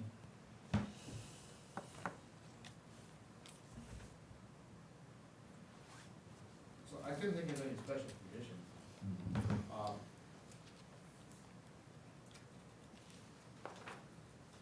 I was gonna have a discussion. put the BMP regs in there. Yeah, I mean, we can certainly put a Yeah. 19 that, I thought we were putting that into law. well, we've adopted the BMP into our formal regulations, so we have. You're right, does it need to be called out? Maybe it doesn't need to be called out. I mean, it's in our rules and regulations. That was when we adopted that, that was the purpose, so we didn't have to put it Yeah. every time, that it's just. Standard, it's the overall standard. Okay, fair enough.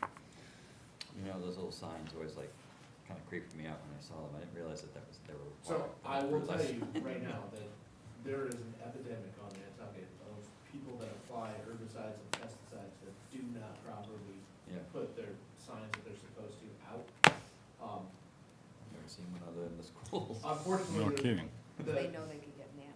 I know we complain a lot about locally, there aren't enough people doing inspection.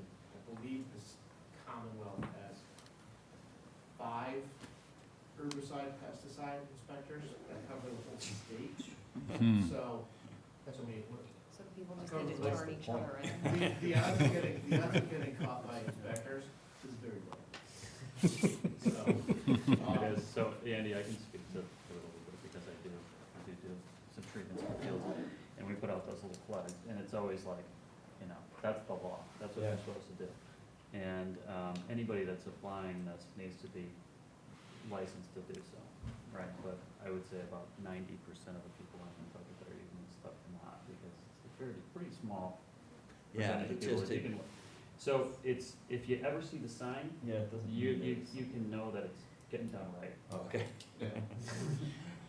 So- I mean, as much as that runs counter to what you And might every think. green lawn you see, you know is getting treated. It's So basically you don't see just- signs. But you can't have a green lawn, and, I mean, the whole point of the BMP was to make that balance where you could have a green lawn Yeah. and still follow the BMP. Right, and you know, I wasn't plugging my work down at the White Elephant, I was You were. plugging Yes, you the were. You grass, were. honestly, no, literally, I'm plugging that type of grass because it's amazing with the adoption of this stuff, how green you can have your lawn with about half the input. I mean, it's remarkable. Wow. It's Huh. remarkable. Well, that's the thing, to me, and not to relate to this organization, but I think the next big step for stuff that we should be pushing for fertilizer and herbicides is really focusing on grass varieties and things are being used, and making sure that people understand that that's readily available now. Yeah. And a lot of people are using it, honestly. It's just not adopted across the board, and that's why I asked, you know. And if they were seeding this in, it's another thing. Growing tall fescue in is tough. It takes a long time. But if they're sodding, if they're sodding it, it's available. And the large back rolls, they can, I mean, it'd be perfect. Can you Without seed application. it into a bluegrass You yard can, and will yep. it start to take Yeah, over, or? it just takes a little longer.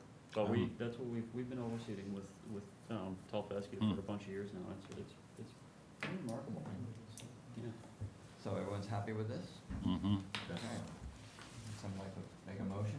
Motion to approve. You have a second? Second. Anybody else?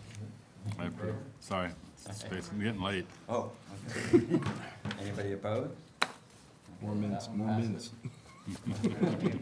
Commissioner Harrison, I didn't bring any chocolate, it's my fault. You're not receiving any direct financial benefit for your decision on this, because you're regular assignment employee. I have baseball players in my classes, you know. Yeah, they're bribing you already, aren't they? Why didn't you go for it? we watch on television, man. You never know. We haven't voted on that. Small town. Ian is approving things now. I know. Just pulling them out of the It is file. 7:13, everyone has seen I that. know. We're getting to I'm that. forced to do things underhandedly now.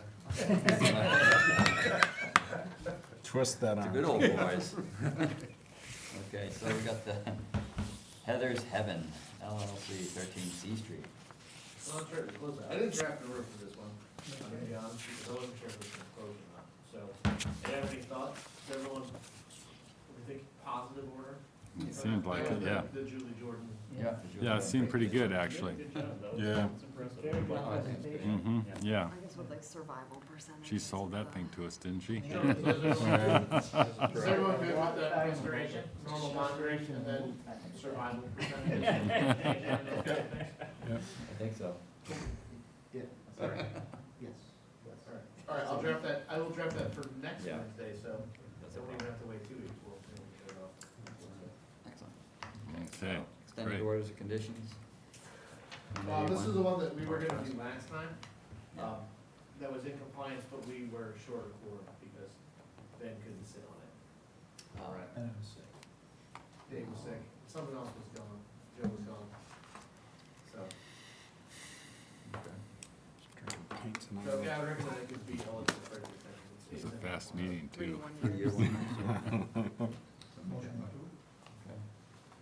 Second? Very good. All in favor? Aye. Any opposed? Very good. Hey Jeff, I want Pass. to mention, on something if I could, on this 181 Eel Point. I was walking with the owner down, did you guys see this picture? It was from Brian's.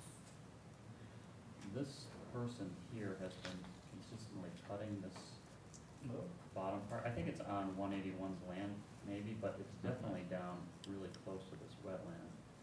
So I think we need to take a look at that. This whole thing has been, it's really, yeah, it's been, there's a lot of debris and stuff down there that's been left. It's kind of a mess. Did you recuse on this one? Yeah, We've been out there once before. Yeah, A few years ago, wasn't it? for the original, so it's not, well, I know it's not these people. It's not 181. But see how this comes to a weird Yeah, it's- triangle it's here? a It's a little weird point. These people at whatever this property is, this is Brian's project. This is a project I've been working on, 181. This project right here has this whole area here. Cutting this through. Yeah, you can sort of see where that's been cut. Well, that was when it originally came in, because it's on Bed of Butter's property, Right. that they had said that they were not gonna do anything and we're gonna take care of it, but if this happened again. Yeah, happening, it's ongoing. All right. I thought it Well, was, you know. I will send them We're taking a look. notice of potential violation, that way we can send this out. And then that makes our procedures for punitive actions. So, or so say MACC. Sounds like more paperwork for you guys. You know what, to be amazingly honest, the letters are a lot easier, because you really just write them, and then you just change the resource area and addresses. That's form letter. Oh, just crank it out and print. I mean, we sent out 3 this week, and it literally took us less than 10 minutes. Okay. Okay, well, It was a good piece of guidance that came out. Really? This is great.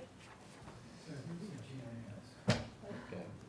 Yeah, That's 181. right, that's one of those, so See this this? is Yeah, whatever. I'm tired. You can see where this, like, sort of clearing. Gotcha. But Yeah, now this it's, grass goes right up to it. yeah, even, and it's even, I think it's even more, I don't know. I will investigate for having a full Joe's gonna report do- by next Wednesday. He's ready to send the letter out. Okay. All right. If I feel like it may, I'll send it out, because that's not. See, the grass goes right to it. and then back. Okay. That's the beauty of it, because they're not legally binding. I wanna so go over there. Yeah. To this guy's property and all that. I can't get in trouble for sending it to them if they say, oh, no, we're good, and it turns out that they're correct. I go, well, that's why it was. Thank you. Andy, take charge here. Okay, if everyone's happy needs with the a minutes, gavel. I'll approve by Bang, unanimous bang. consent. Enforcement actions? Well, I have an update that the gentleman from my comment will be on time and scheduled. I haven't gotten my return receipt back yet from the 137 Pulpus Road enforcement.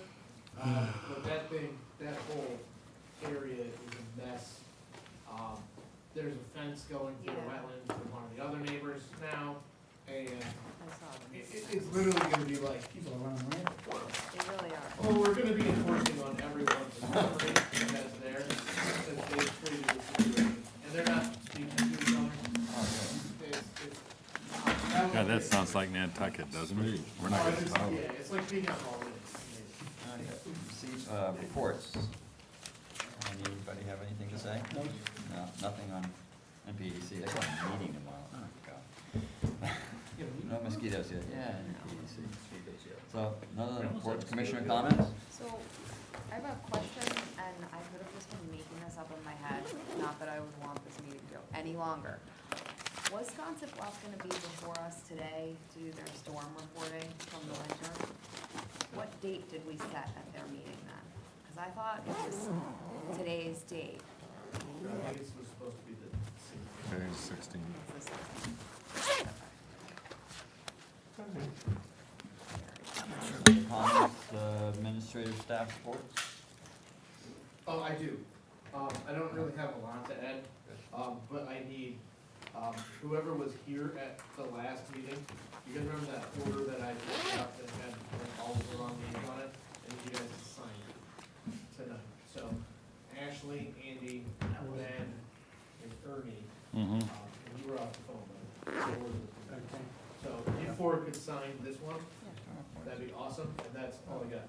You have to put all your pens away. I've seen that. You want me to sign it for you, Ashley? But I just wanted to check my notes, because I do Had to have get mine out those, again.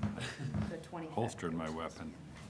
There was some confusion. I just watched The Good, the Bad, and the Ugly My notes for said like, wrong. what time, I don't know, but. But there was a lot going on. There was selection hearings about it in there too, and it was just kind of Yeah, Yeah. because I jumble wrote up of. two big stars on the top, It could have been. so but- they changed. No, it was me that said it was going to be the 16th, so it was probably on me.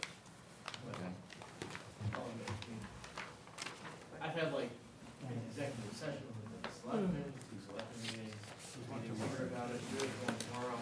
Yeah, my date's with the law for all of it. We move to close, we ready for that? Second on that one? Yeah. All in favor? Aye. Aye. See y'all next week. Yeah, don't forget,